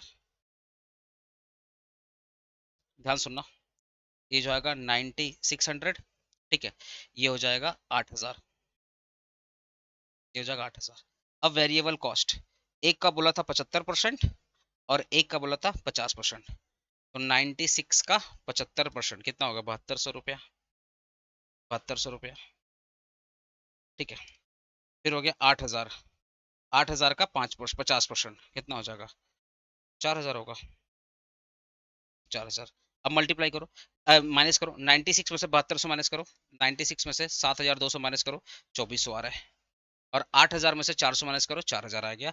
This is the whole about your income statement, this is the whole about income statement. Hopefully आपको समझ में आ रहा है मेरा इनकम स्टेटमेंट कैसे निकला, इनकम स्टेटमेंट कैसे निकला आपको समझ में आ रहा होगा दोस्तों। ठीक है, क्लियर है, हाँ सर क्लियर है। ठीक है दोस्तों, ठीक है। अब नेक्स्ट आपको क्या बोला था, पोजीशन, फाइनेंशियल पोजीशन निकालने के लिए बोला था आपको, फाइनेंशियल पोजीशन निकालना पड़ता है। फाइनेंशियल पोजीशन कैसे अब निकलेगा, आप ध्यान सुनिएगा। ठीक है, सब फाइनेंशियल पोजीशन देखने के लिए ना आपको सबका डॉल डीएफएल देखना पड़ेगा, सिंपल सी बात है। फाइनेंशियल पोजीशन देखने के लिए आपको डॉल डीएफएल दिखना पड़ेगा। ठीक है, फाइनेंशियल पोजीशन देखने के लिए तो आपको सिंपली क्या लिखना पड़ेगा, एक तो मैं कमेंट दिखा दे रहा हूँ आपको, बोला कमेंट करने के लिए, तो आपको कमेंट तो करना ही पड़ेगा। कमेंट पे भी 2 नंबर होता है, कमेंट पे 2 नंबर होता है, ठीक है ना, कमेंट पे 2 नंबर होता है। अब आप बताओ मुझे, प्रॉफिट की बात करते हैं, सबसे पहले बताओ प्रॉफिट की बात करते हैं, किसका प्रॉफिट ज्यादा है। ये वाई कमा रहा है 650, वाई कमा रहा है 650, क्योंकि यहाँ पे क्या बोल रहा है, comment the financial position of the company, financial position बोला कंपनी का। तो देखो ना, वाई कमा रहा है 650, ठीक है, सेल किया 8000, 8000 में 8000 में वो 650 का प्रॉफिट कमा रहा है। ठीक है, लेकिन जो हमारा एक्स है वो सेल किया है 96, वो ज्यादा सेल किया है पर कमा रहा है 65। तो भैया आप ज्यादा सेल कर रहे हो और कमा रहे हो 65, देखो ना, एक्स कितना सेल किया है, 8000, 8000 सेल किया, समझा ना, 8000 सेल किया है। तो जब आप 8000 सेल किया है, जहां पे जब आप 8000 सेल किया है, सॉरी 9600 सेल किए हो और कमा रहे हो 65, तो क्या फायदा कमा करके, 9000 सेल करके 65 रुपया कमा रहे हो। और ये भाई साहब वाई 8000 सेल कर रहा है पर 650 कमा रहा है, तो ये सेल भी कम कर रहा है पर प्रॉफिट ज्यादा कमा रहा है। तो भैया किसका फाइनेंशियल पोजीशन अच्छा है, ऑब्वियसली वाई का, वाई का फाइनेंशियल पोजीशन अच्छा है, वाई का जो फाइनेंशियल पोजीशन है बहुत अच्छा है। आया समझ। दूसरा तरीका है कंट्रीब्यूशन, एक तरीका ये कंट्रीब्यूशन, वाई कितना कंट्रीब्यूट कर रहा है 4000, वाई का कंट्रीब्यूशन है 4000 और एक्स का कंट्रीब्यूशन कितना है 2400, 2400 रुपया। तो भैया कंट्रीब्यूशन भी किसका है, वाई का। तो जिसका प्रॉफिट ज्यादा है, जिसका कंट्रीब्यूशन ज्यादा, उसका फाइनेंशियल पोजीशन अच्छा, ठीक है, और जिसका कंट्रीब्यूशन कम है, जिसका अर्निंग आफ्टर टैक्स कम है, उसका फाइनेंशियल पोजीशन खराब। ठीक है, तो आपको सिंपली क्या लिखना पड़ेगा, कंपनी वाई, मैं बोल दे रहा हूं आप समझ जाइएगा, आपको सिंपली लिखना पड़ेगा company Y has better financial position because company Y earn more profit which is 650 and more contribution which is more contribution which is 4000 then company X। ठीक है, तो आपको पहला लाइन आपको लिखना पड़ेगा, company Y has a better financial position because company Y has company Y earn more profit and more contribution compared to company X। ठीक है, फिर बात करते हैं दूसरा, वाई के रिस्क की बात करते हैं। अगर वाई के रिस्क की बात करते हैं तो आपको ये क्वेश्चन समझ में आ जाएगा। वाई का रिस्क की बात करते हैं, अब आप बताओ वाई का चाहे मैं डॉल देखूं चाहे डीएफएल देखूं, दो है, तो आपको दूसरा लिखना पड़ेगा कि वाई का डॉल भी कम है, और मतलब वाई का ऑपरेटिंग रिस्क भी कम है और उसका फाइनेंशियल रिस्क भी कम है, और कंपेयर टू एक्स, एक्स का डॉल 6 है और डीएफएल क्या है 4 है। तो आपको फिर लिखना पड़ेगा सेकंड लाइन में कि Y has lower operating risk and lower financial risk compare to X. ठीक है, और लास्ट में कंक्लूजन डाल दीजिएगा। कंक्लूजन ये है कि company Y has strong financial position compare to company X, compare to company X, compare to company X, और लास्ट में एक्स के लिए बोल देना कि X has weaker financial position because X has higher doll, higher DFL and lower profit, as a result X has weaker financial position। तो मैं तुमको कमेंट बॉक्स में आपको दो चीज देखना पड़ेगा। पहला, कमेंट बॉक्स देखने के बस बस तुमको हिंट दे दे रहा हूँ। कमेंट बॉक्स देखने के लिए तुमको देखना पड़ेगा अर्निंग आफ्टर टैक्स, या आपको देखना पड़ेगा ईपीएस, या आपको देखना पड़ेगा ऑफिस। तो जिसका ज्यादा होगा उसका फाइनेंशियल पोजीशन ज्यादा अच्छा होगा, जिसका लो होगा ये earning after tax EPS office, जिसका लो होगा उसका फाइनेंशियल पोजीशन खराब है। दूसरा सर क्या देखोगे? दूसरा आपको देखना पड़ेगा डॉल, और उसका देखना पड़ेगा डीएफएल। ठीक है, तो कमेंट इन्हीं को देखकर बोल देना। तो वाई का देखना, वाई का केस में अगर मैं वाई की बात करूं, अगर मैं वाई की बात करूं, अगर मैं वाई की बात करूं, वाई केस में ये ज्यादा था और रिस्क कम था। वाई के केस में क्या था? ये ज्यादा था, अर्निंग आफ्टर टैक्स ज्यादा था, प्रॉफिट ज्यादा था और रिस्क कम था, इसलिए वाई का फाइनेंशियल पोजीशन अच्छा है। एक्स केस में क्या है? ये दोनों कम है, ये कम है और रिस्क ज्यादा है। तो जिस कंपनी में रिस्क ज्यादा है उसका प्रॉफिट भी कम होगा, तो उसका जो फाइनेंशियल पोजीशन होगा काफी वीक होगा। इसलिए एक्स का फाइनेंशियल पोजीशन वीक है और वाई का फाइनेंशियल काफी अच्छा है। ठीक है, ये आपको कमेंट में लिखना पड़ेगा, दोबारा बता रहा हूँ, कमेंट में लिखना पड़ेगा। ठीक है ना? अब बात करते हैं क्वेश्चन 17 2020। ठीक है, मैं आपको पहले ही बता दिया था तबियत खराब है तो मैं कंटिन्यू नहीं बोल पा रहा हूँ, दैट इज वाई थोड़ा सा मुझे रेस्ट लेके बोलना पड़ रहा है। ठीक है, ओके, थोड़ा सा मैं ब्रेक लेके बोल रहा हूँ। क्वेश्चन 17 कर रहा हूँ, देखो ये 2020 में है वो। ठीक है, यहाँ पे बोल रहा है एनुअल प्रोडक्शन यूनिट, यहाँ पे भी दो कंपनी एक्स और वाई। मैं वाई करूंगा, एक्स आप अपना कर लीजिएगा। क्यों वाई करूंगा? क्योंकि वाई में देखो प्रेफरेंस डिविडेंड भी दिया हुआ है, प्रेफरेंस डिविडेंड दिया है, एक्स में प्रेफरेंस डिविडेंड नहीं दिया हुआ, इसलिए मैं वाई करूंगा। ठीक है, तो जैसा वाई होगा वैसे ही एक्स होगा। ठीक है, ठीक है, पर याद रखना एक्स में प्रेफरेंस डिविडेंड नहीं दिया हुआ है तो डीएफएल का नॉर्मल फॉर्मूला यूज करना, which is EBIT divided by EBT. पर वाई में प्रेफरेंस डिविडेंड दे दिया है तो फॉर्मूला यूज करेंगे EBIT divided by EBT minus preference dividend divided by 1 minus tax. ठीक है सर, ओके। और आपको ये सारी इंफॉर्मेशन दिया हुआ है, बोल रहा है आपको टॉल निकालना है, डीएफएल निकालना है और डीसीएल निकालना है, और टैक्स रेट दिया है 40% दोनों केस में, एक्स और वाई केस में। ठीक है ना? क्या क्या दिया एक बार समझ लेते हैं। मैं वाई का सॉल्व करूंगा। ठीक है, आपका यूनिट है 1,50,000 यूनिट, लेकिन जो कैपेसिटी यूटिलाइजेशन हुआ है, जो सेल हुआ है 75%, तो 1 लाख का 75% कितना होगा सर? 1,50,000 का, 1,50,000 का 75%, 1,50,000 का 75%, 1 लाख सॉरी 1,50,000 का 75% कितना हो रहा है? 1,12,000, 1,12,500। तो 1,12,500 यूनिट सेल हुआ है। तो हमको इसी यूनिट से मतलब है, जितना यूनिट हमारा सेल हुआ है, हमारा यूनिट कितना सेल हुआ है? 1,12,500 सेल हुआ है। ठीक है ना? तो आपको मैंने हमेशा बताया डॉल डीएफएल डीएसएल निकालने के लिए आपको इनकम स्टेटमेंट बनाना ही पड़ेगा। तो सबसे पहले इनकम स्टेटमेंट बनाते हैं। क्वेश्चन 17, ठीक है, prepare income statement, prepare income statement, prepare income statement. ठीक है ना? प्रिपेयर इनकम स्टेटमेंट, अरे मैं क्यों प्रिपेयर करूंगा, मैं तो खुद ही बना रहा हूँ इनकम स्टेटमेंट। ठीक है, मैं वाई का बना रहा हूँ। ठीक है, वाई का, सिर्फ वाई का बना रहा हूँ, जैसा वाई का होगा वैसे ही एक्स का होगा। ठीक है, मैं जस्ट वाई का बना रहा हूँ। ठीक है, आपका सेल, सेल, तो सबसे पहले ना यहाँ पे एक नोट डाल देना, note 1, sale unit. Sale unit कैसे निकालोगे? 1,50,000 था, उसका 75% कितना आया? 1,12,500, 1,12,500 इतना यूनिट का सेल हुआ। ठीक है, तो सेल हुआ है तुम्हारा 1,12,500 यूनिट का, और एक यूनिट का सेलिंग प्राइस कितना दिया है? 50। एक यूनिट का सेलिंग प्राइस दिया 50, तो टोटल सेल कितना आएगा? देखो 1,50,000 था टोटल यूनिट, एनुअल प्रोडक्शन की कैपेसिटी है 1,50,000 प्रोड्यूस करने का, कैपेसिटी है 1,50,000 प्रोड्यूस करने का, पर उसका 75% प्रोड्यूस कर रहा है, मतलब 1,12,500 प्रोड्यूस कर रहा है। ठीक है, और एक यूनिट को बेच करके मिल रहा है 50 रुपया, तो एक यूनिट को बेच के मिल रहा है 50 रुपया, तो 1,12,500 को बेचकर कितना मिलेगा सर? कितना मिलेगा?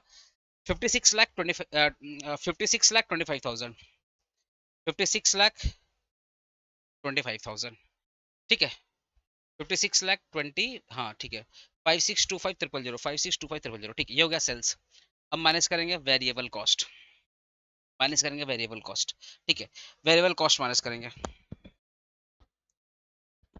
वेरिएबल कॉस्ट एक यूनिट पर, एक यूनिट पर वेरिएबल कॉस्ट कितना है? 15।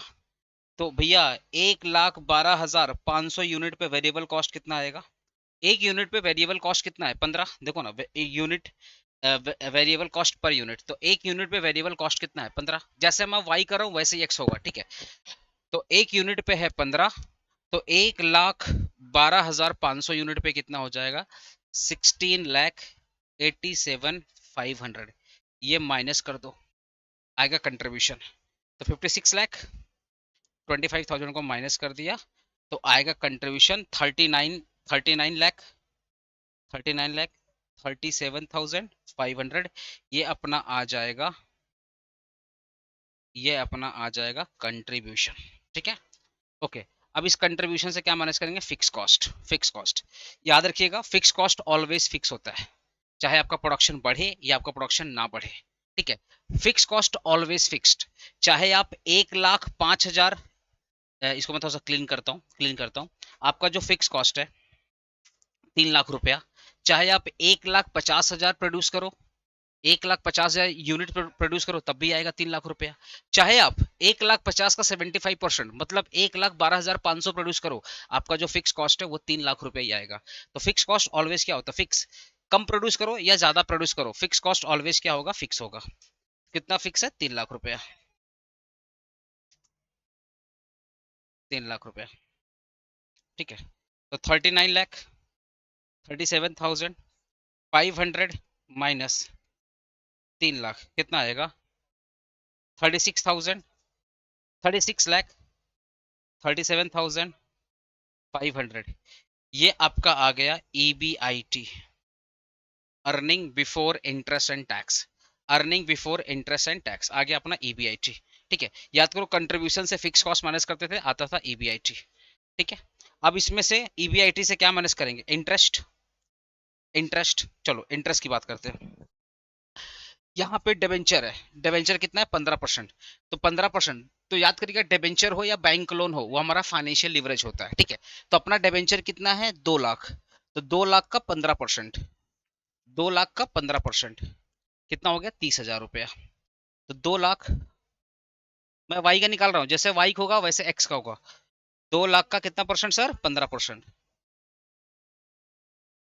2 लाख का 15% तो हो जाएगा 30,000। 30,000, ठीक है। तो 36 लाख 37,500 माइनस 30,000 कितना आ जाएगा? 36,07,500। ये आएगा आपका EBT। EBT, earning before tax. अब माइनस करेंगे टैक्स, और टैक्स था 40%। ये अपना टैक्स था ना 40%, ये था अपना टैक्स 40%। तो इसका निकालेंगे 40%, कितना आएगा? 14,43,000, ठीक है। ये माइनस करेंगे तो बचेगा कितना? 21 लाख, 21,64,500। अच्छा, ये नोट तो आप नीचे रख दे रहा हूँ क्योंकि स्पेस नहीं बच रहा, मैं नीचे कर दूंगा ये वाला नोट, ठीक है। तो ये हो गया आपका अर्निंग, ये हो गया अर्निंग आफ्टर टैक्स माइनस। देखो यहाँ पे प्रेफरेंस डिविडेंड दिया हुआ वाई में, इसलिए मैंने वाई वाला पिक किया क्योंकि यहाँ पे प्रेफरेंस डिविडेंड दिया हुआ। यहाँ पे एक एक्स्ट्रा एक्स में, तो ये वाला स्टेप यहीं खत्म हो जाएगा, एक्स में तो यहीं खत्म हो जाएगा क्योंकि एक्स में प्रेफरेंस डिविडेंड नहीं दिया हुआ, तो एक्स में बस यहीं खत्म कर देना, ठीक है। लेकिन वाई में प्रेफरेंस डिविडेंड दिया हुआ है, इसलिए एक स्टेप एक्स्ट्रा आएगा, ये 50,000 है।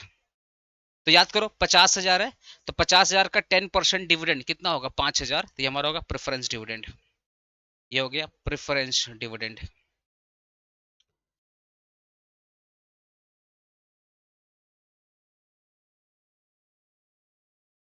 कैसे निकालेंगे? 50,000 का 10% कितना आएगा? 50,000 10% कितना होगा? 5,000 रुपया। तो आपका प्रेफरेंस डिविडेंड हो गया 5,000 रुपया। माइनस कर दो 5,000 रुपया, आएगा 21,59,500। ये हो जाएगा आपका office earning available for equity share holder. ये हो जाएगा office earning available for equity share holder 21,59,500, ठीक है ना। ओके, अब आपको क्या बोला निकालने के लिए? ऑपरेटिंग लिवरेज मतलब डॉल। ऑपरेटिंग मतलब होता है डॉल, फिर क्या बोला था? DFL, फिर क्या बोला था? DCL, ठीक है ना। तो डॉल निकालते हैं, सबसे पहले बोला डॉल निकालने के लिए। मैं वाई का निकाल रहा हूँ, ठीक है, डॉल। तो फॉर्मूला क्या होगा, contribution, contribution divided by EBIT. Contribution कितना है, 39,37,400, 39,37,500 था ना, हाँ 500 था, 500 था,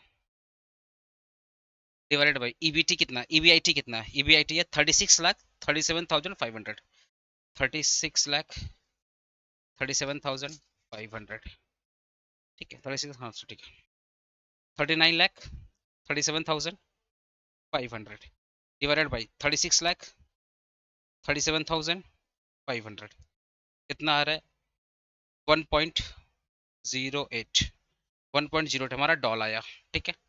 अब बोला था डीएफएल निकालने के लिए, फॉर्मूला क्या है, ईबीआईटी डिवाइडेड बाई ईबीटी, ठीक है, लेकिन डिविडेंड था ना, minus preference dividend divided by 1 minus tax, ये इसका फॉर्मूला आएगा, समझ गए।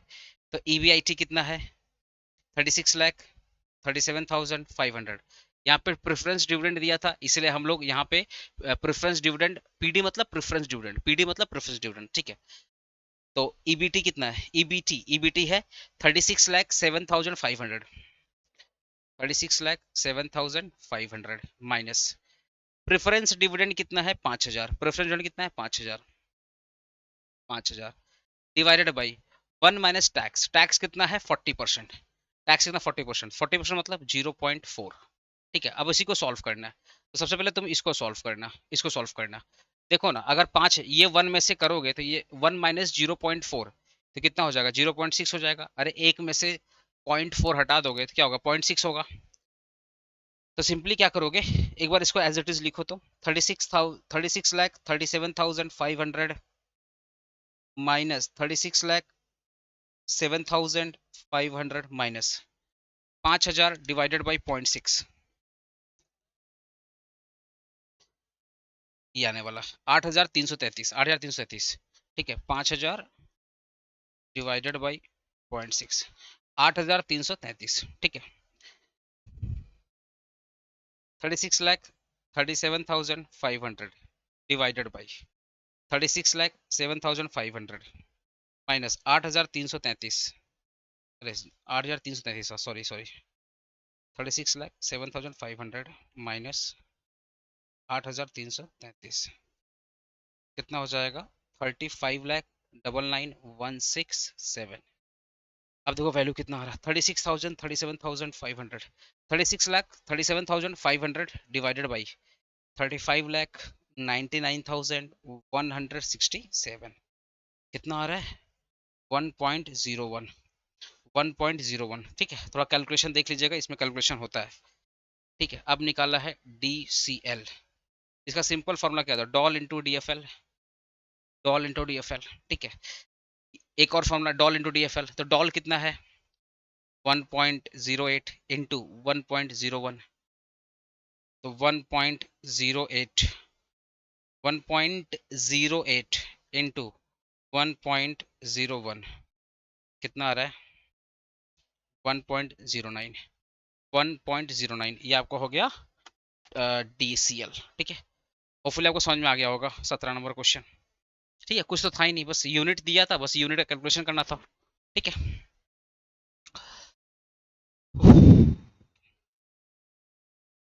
अब ये क्वेश्चन आ जाओ 2021 का क्वेश्चन है, 18 नंबर वाला क्वेश्चन है 2021 का।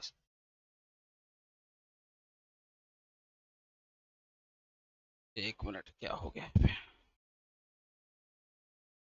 आ जाओ, 2021 का क्वेश्चन है, 2021 क्वेश्चन है, question number 18। Firm has sale 10,000, variable cost 7,000, तो 10 लाख है, 10 लाख में से 7 लाख हटा दो, 10 लाख में से 7 लाख हटा दो, 3 लाख हो गया आपका कंट्रीब्यूशन, फिक्स कॉस्ट है 2 लाख रुपया, तो 1 लाख हो गया ईबीआईटी, डेट है 3 लाख रुपया, 3 लाख पे 10% हमारा क्या होगा, रेट ऑफ इंटरेस्ट, ठीक है। Compute operating financial combined leverage, बाप रे बाप, क्या इजी क्वेश्चन है। फिर बोल रहा है if the firm want to double its earning before interest and tax, मतलब कंपनी अपना ईबीआईटी को डबल कर रहा है, ठीक है। तो how much rise in sale would be required, तो सेल में कितना चेंज होगा अगर ईबीआईटी डबल हो रहा है, डबल का मतलब 100% का चेंज, जब ये बोलेगा ना ईबीआईटी डबल हो रहा है इसका मतलब 100% का चेंज, ठीक है। तो ईबीआईटी में चेंज हो रहा है तो सेल में कितना चेंज आएगा, तुम लोग को याद आ रहा है कुछ कनेक्शन, सेल की वजह से ईबीआईटी में चेंज आता है तो डॉल होता है, सेल की वजह से ईबीआईटी में चेंज होता है तो डॉल होता है, ठीक है। तो यहाँ पे डॉल का फॉर्मूला यूज करेंगे। तो एक काम करते हैं पहले 18 नंबर क्वेश्चन सॉल्व करते हैं, क्वेश्चन 18, क्वेश्चन 18, ठीक है। अब हो गया यहाँ पे सेल, मैं सिंपल बता रहा हूँ, सेल माइनस वेरिएबल कॉस्ट आएगा, कंट्रीब्यूशन माइनस फिक्स कॉस्ट आएगा आपका ईबीआईटी माइनस इंटरेस्ट आएगा आपका ईबीटी, ठीक है ईबीटी।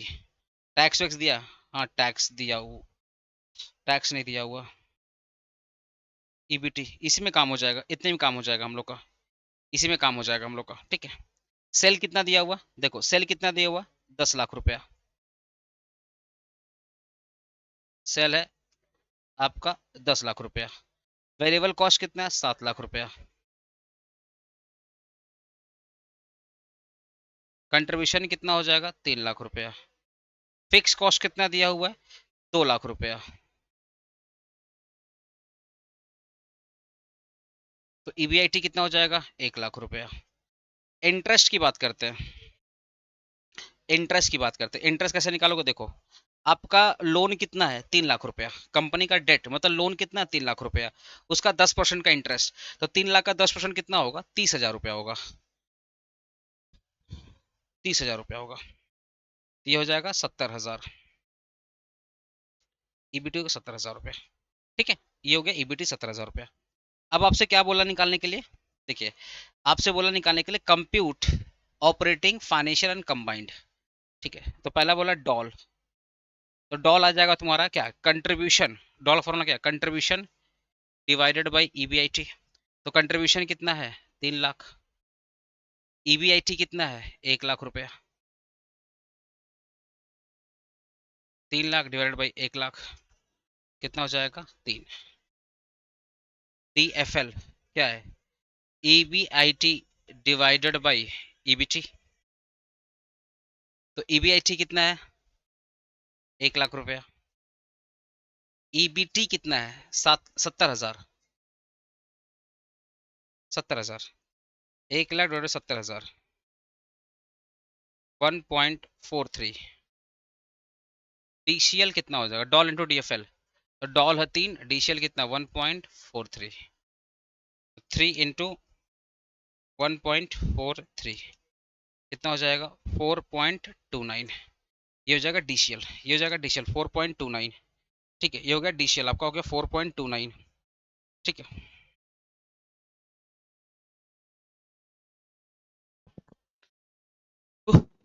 ठीक है, हमेशा याद रखिए ये सब जब भी पॉइंट वाला रहेगा ना तो ब्रैकेट में अप्रॉक्स जरूर लिखिएगा, जब भी पॉइंट में आंसर आए तो ब्रैकेट में अप्रॉक्स, ठीक है।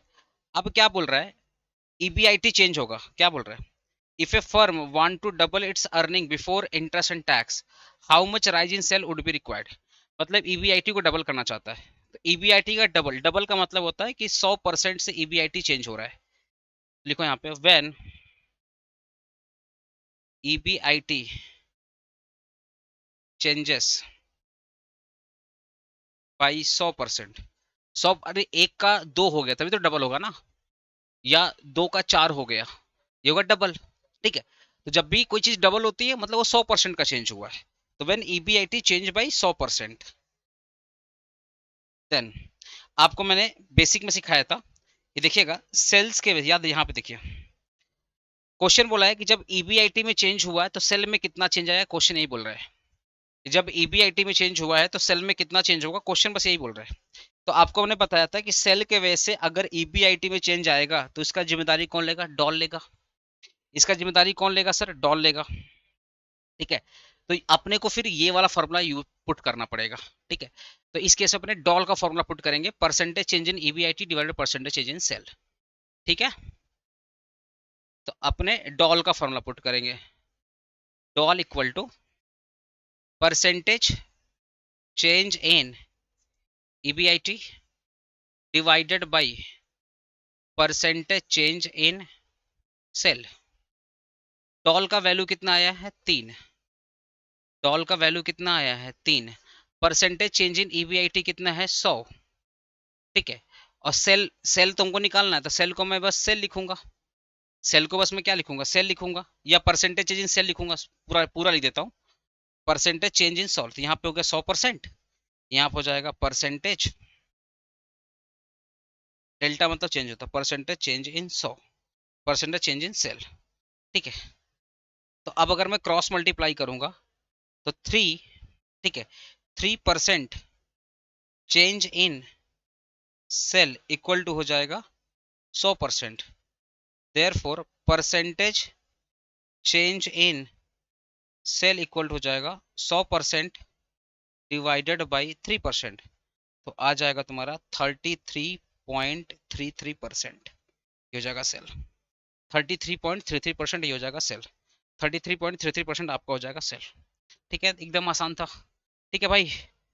ओके, कमेंट कर देना समझ में आ रहा है कि नहीं आ रहा है, कमेंट कर देना, ठीक है। कोई भी डाउट होगा, कोई भी डाउट होगा इस नंबर पर मेरे से डिस्कस कर लेना, 9831 855 608, इस नंबर पे आकर के मेरे से कांटेक्ट कर लेना अगर कुछ भी डाउट हो रहा है, ठीक है ना।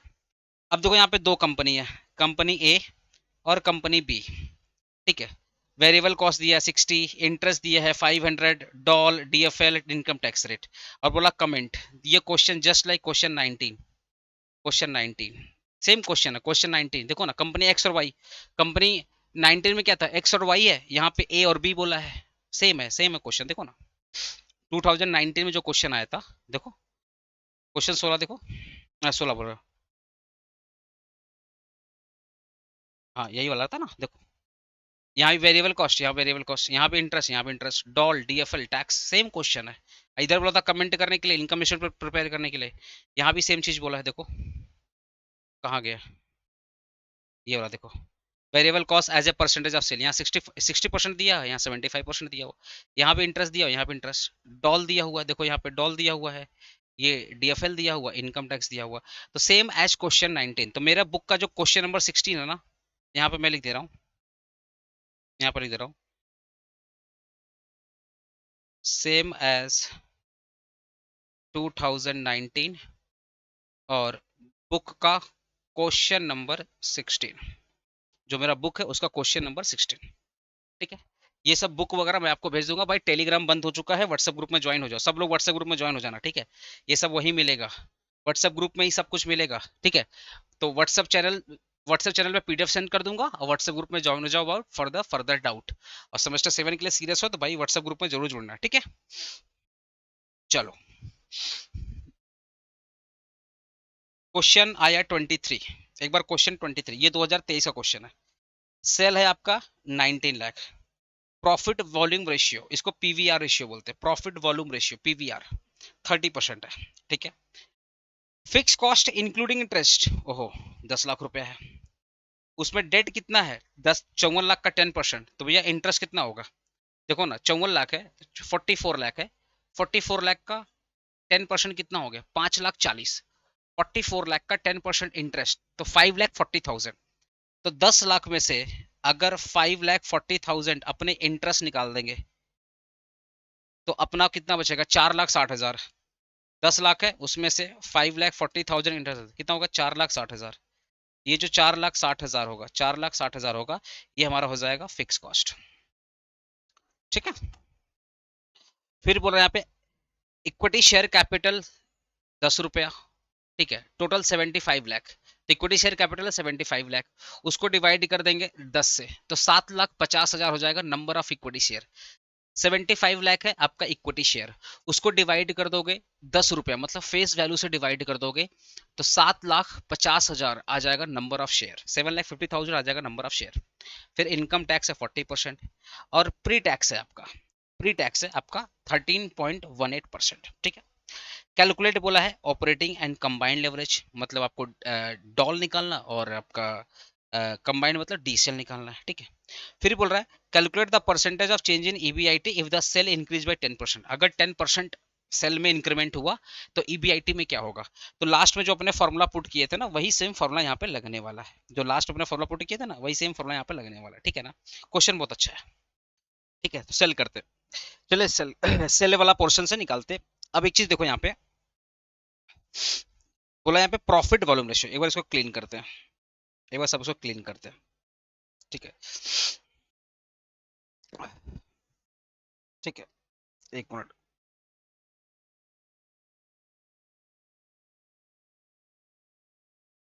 अच्छा यहाँ पे एक्सक्लूडिंग इंटरेस्ट था, सॉरी, यहाँ पे फिक्स और एक्सक्लूडिंग इंटरेस्ट था, सॉरी मेरे दिमाग में इंक्लूडिंग इंटरेस्ट चल रहा था, सॉरी सॉरी, एक्सक्लूडिंग इंटरेस्ट। अब ये जो प्रॉफिट वॉल्यूम रेशियो 30%, तो अब आप बताओ अगर प्रॉफिट 30% है, प्रॉफिट अगर 30% है, ये प्रॉफिट है, ठीक है, अगर ये 30% है तो वेरिएबल कॉस्ट कितना होगा, 70% होगा। तो एक बार मैं तुमको समझाता हूँ, ये कितना क्वेश्चन नंबर कितना 22, क्वेश्चन नंबर 22, बुक का क्वेश्चन 20, सॉरी, दिया है profit volume ratio, profit volume ratio, इसका फॉर्मूला होता है contribution divided by sale into होता 100, ठीक है, ये फॉर्मूला होता है। और ये दिया हुआ 30%, ठीक है, तो कंट्रीब्यूशन नहीं पता, सेल अपने को पता है 90 लाख रुपया, सेल है 90 लाख रुपया, ठीक है, 90 लाख रुपया, तब भी ठीक नहीं है ना, तो कंसंट्रेशन करने में थोड़ा दिक्कत हो रहा है। 90 लाख रुपया का क्या हमारा सेल है, इनटू कर देंगे 100, तो आ जाएगा कंट्रीब्यूशन, ठीक है, तो आ जाएगा कंट्रीब्यूशन, ठीक है, यहाँ पे कंट्रीब्यूशन, तो क्रॉस मल्टीप्लाई करो, ठीक है, तो C इक्वल टू, ठीक है, C इक्वल टू 90 का इंटू 100, तो यहाँ पे देखो 100 है ना, तो ये परसेंट और ये परसेंट अगर किया जाए, देखो यहाँ पे, अब देखो यहाँ पे मैंने परसेंटेज साइन ले लिया, तो यहाँ पे 100 नहीं आएगा फिर, क्योंकि मैंने परसेंटेज साइन लिया ना, तो यहाँ पे 100 नहीं आएगा, क्योंकि सब कुछ तो परसेंट में ही है। 100 को मल्टीप्लाई करते परसेंट में लाने के लिए, तो ऑलरेडी परसेंट में दिया हुआ, तो फिर 100 नहीं लिखेंगे, ठीक है, ये 100 यहाँ पे नहीं लिखेंगे, ये चीज याद रखना, क्योंकि यहाँ पे 30% दिया हुआ, क्वेश्चन में देखो 30% दिया हुआ है, तो जब परसेंट लिखोगे ना, जब परसेंट लिखोगे यहाँ पे 100 मत करना, क्योंकि 100 को मल्टीप्लाई करते परसेंट लाने के लिए, तो सिंपली क्रॉस मल्टीप्लाई करोगे तो 90 लाख है, तो 90 लाख का 30% कितना होगा, 27 लाख, 27 लाख अब हो गया कंट्रीब्यूशन। तो अब आप बताओ, यह sale, sale minus contribution, sale minus contribution आपका क्या होता है, वेरिएबल कॉस्ट, वेरिएबल कॉस्ट, तो सेल कितना था 90 लाख, कंट्रीब्यूशन कितना है 27 लाख, 27 लाख, ठीक है, तो अब आप बताओ कितना आ जाएगा यहाँ पे, 73 63 63 लाख हो जाएगा, 63 लाख होगा, ठीक है। अब इसी का ना शॉर्टकट भी कर सकते हो, इसका एक शॉर्टकट कर सकते हो, कैसे, देखो यहाँ पे लिखो, ऐसे लिखो, since PV ratio is 30%, therefore variable cost is 100 minus 30% equal to हो जाएगा 70%।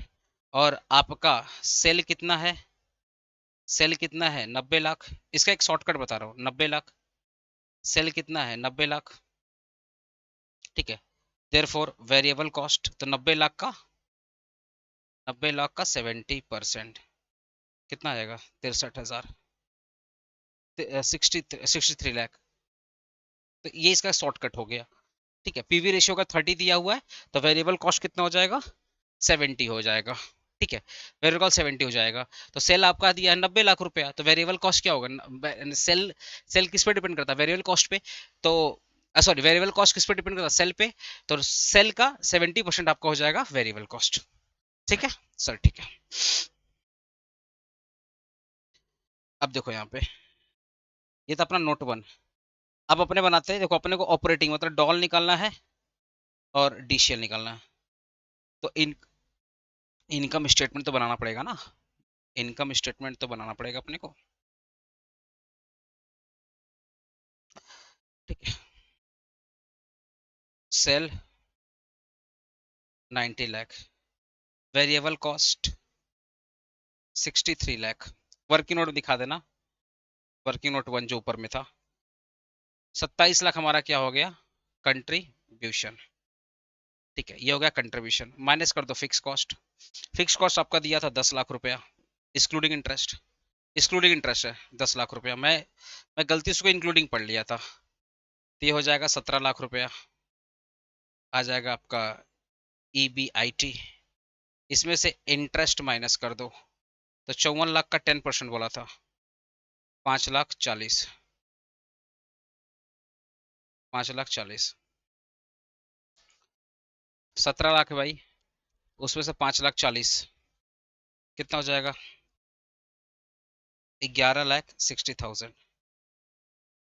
11,60,000। ये हो गया आपका EBT। टैक्स दिया है क्या? टैक्स दिया 40%। इससे मतलब ही नहीं अपने को रॉस, ये अपना प्री टैक्स होता है। एक्चुअली इसका फॉर्मूला होता है EBIT, रॉस का फॉर्मूला होता है EBIT divided by capital employed into 100। ये फॉर्मूला होता है, बट यहाँ पे इसका जरूरत नहीं है, यहाँ पे इसका जरूरत नहीं है, ठीक है। तो इनकम टैक्स, टैक्स आपका 40%। 40% देखो, टैक्स अपना है 40%, ठीक है। तो इसका कर दो 40%, 4,64,000, ठीक है। माइनस इक्वल कर दो 6,96,000, 6,96,000, ठीक है, 6,96,000। अब क्या बोला निकालने के लिए? DSL, सॉरी ऑपरेटिंग, क्या बोला निकालने? ऑपरेटिंग और DCL। तो डॉल बोला निकालने के लिए, डॉल। डॉल फॉर्मूला क्या होता है? कंट्रीब्यूशन। कंट्रीब्यूशन कितना है? 27 लाख डिवाइडेड बाई EBIT कितना? 17 लाख रुपया EBIT। तो 27 लाख डिवाइडेड बाई EBIT है को 17 लाख, कितना आएगा? 1.58, 1.59 कर लो, 1.59 कर लो, ठीक है। अब बोला था DCL निकालने के लिए, DCL। तो कैसे निकलेगा? देखो इसका फॉर्मूला क्या होता? डॉल इंटू DFL, यही था, डॉल इंटू DFL। लेकिन मुझे बताओ ना, अपने को तो डॉल पता है, लेकिन क्या DFL पता है? नहीं, तो DFL तो निकालना पड़ेगा ना। तो एक बार अपने DFL निकाल लेते हैं, एक बार अपने DFL निकाल लेते हैं। DFL फॉर्मूला क्या है? EBIT divided by EBT। तो EBIT कितना है? 17 लाख रुपया, ठीक है। EBT कितना है? EBT कितना है? EBT आपका 11,60,000, 11,60,000। ये हो गया 11,60,000।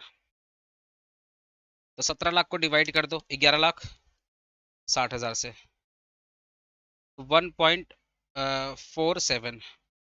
तो यहाँ हो जाएगा डॉल, डॉल है 1.59 इंटू DFL है 1.47। तो 1.59 इंटू 1.47 कितना आ रहा है? 2.3373 अप्रोक्स। जब भी पॉइंट आएगा तो अप्रोक्स कर दीजिएगा, ठीक है। ओके, ये अपना नोट 2 है डॉल। DFL अपना क्या है? नोट 2 है। तो थोड़ा रेफरेंस रेफरेंस डाल दीजिएगा DFL का, ठीक है।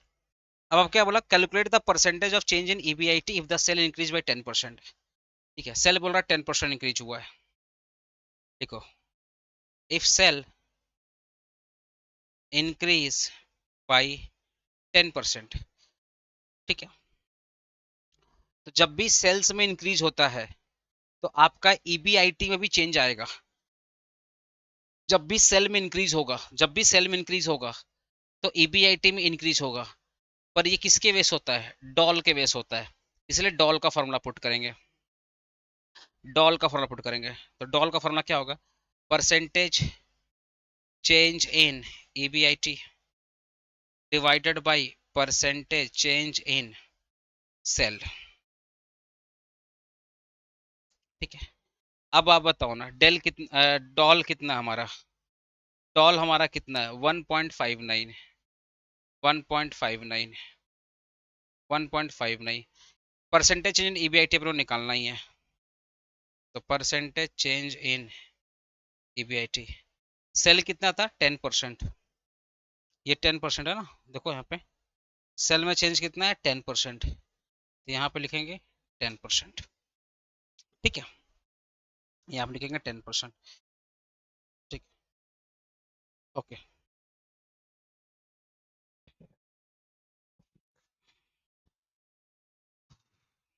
अब क्रॉस मल्टीप्लाई करो, इजी तो है। क्रॉस मल्टीप्लाई करो, लिखेंगे percentage change in EBIT equal to क्या हो जाएगा 1.59 का 10%।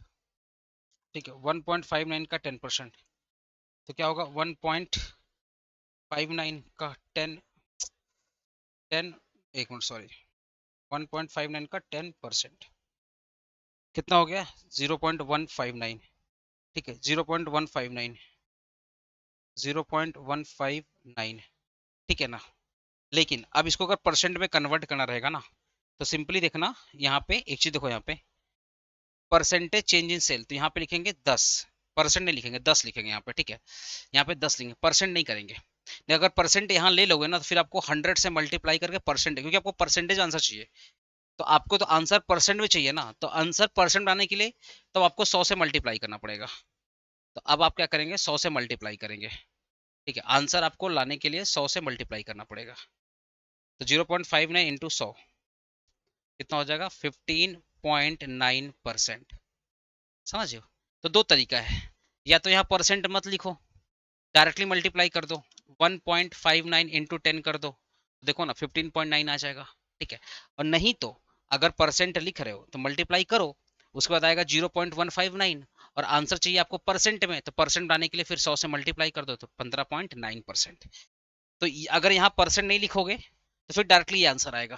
अगर परसेंट लिख दिए हो, अगर परसेंट लिख दिए हो तो अब इस केस में क्या करना पड़ेगा, ये आएगा। तो ये तो बेटर क्या है, बेटर क्या, हम लोग डायरेक्टली फिर वही करते हैं ना, तो यहाँ पे सिंपली क्या करते हैं परसेंट हटा देते हैं।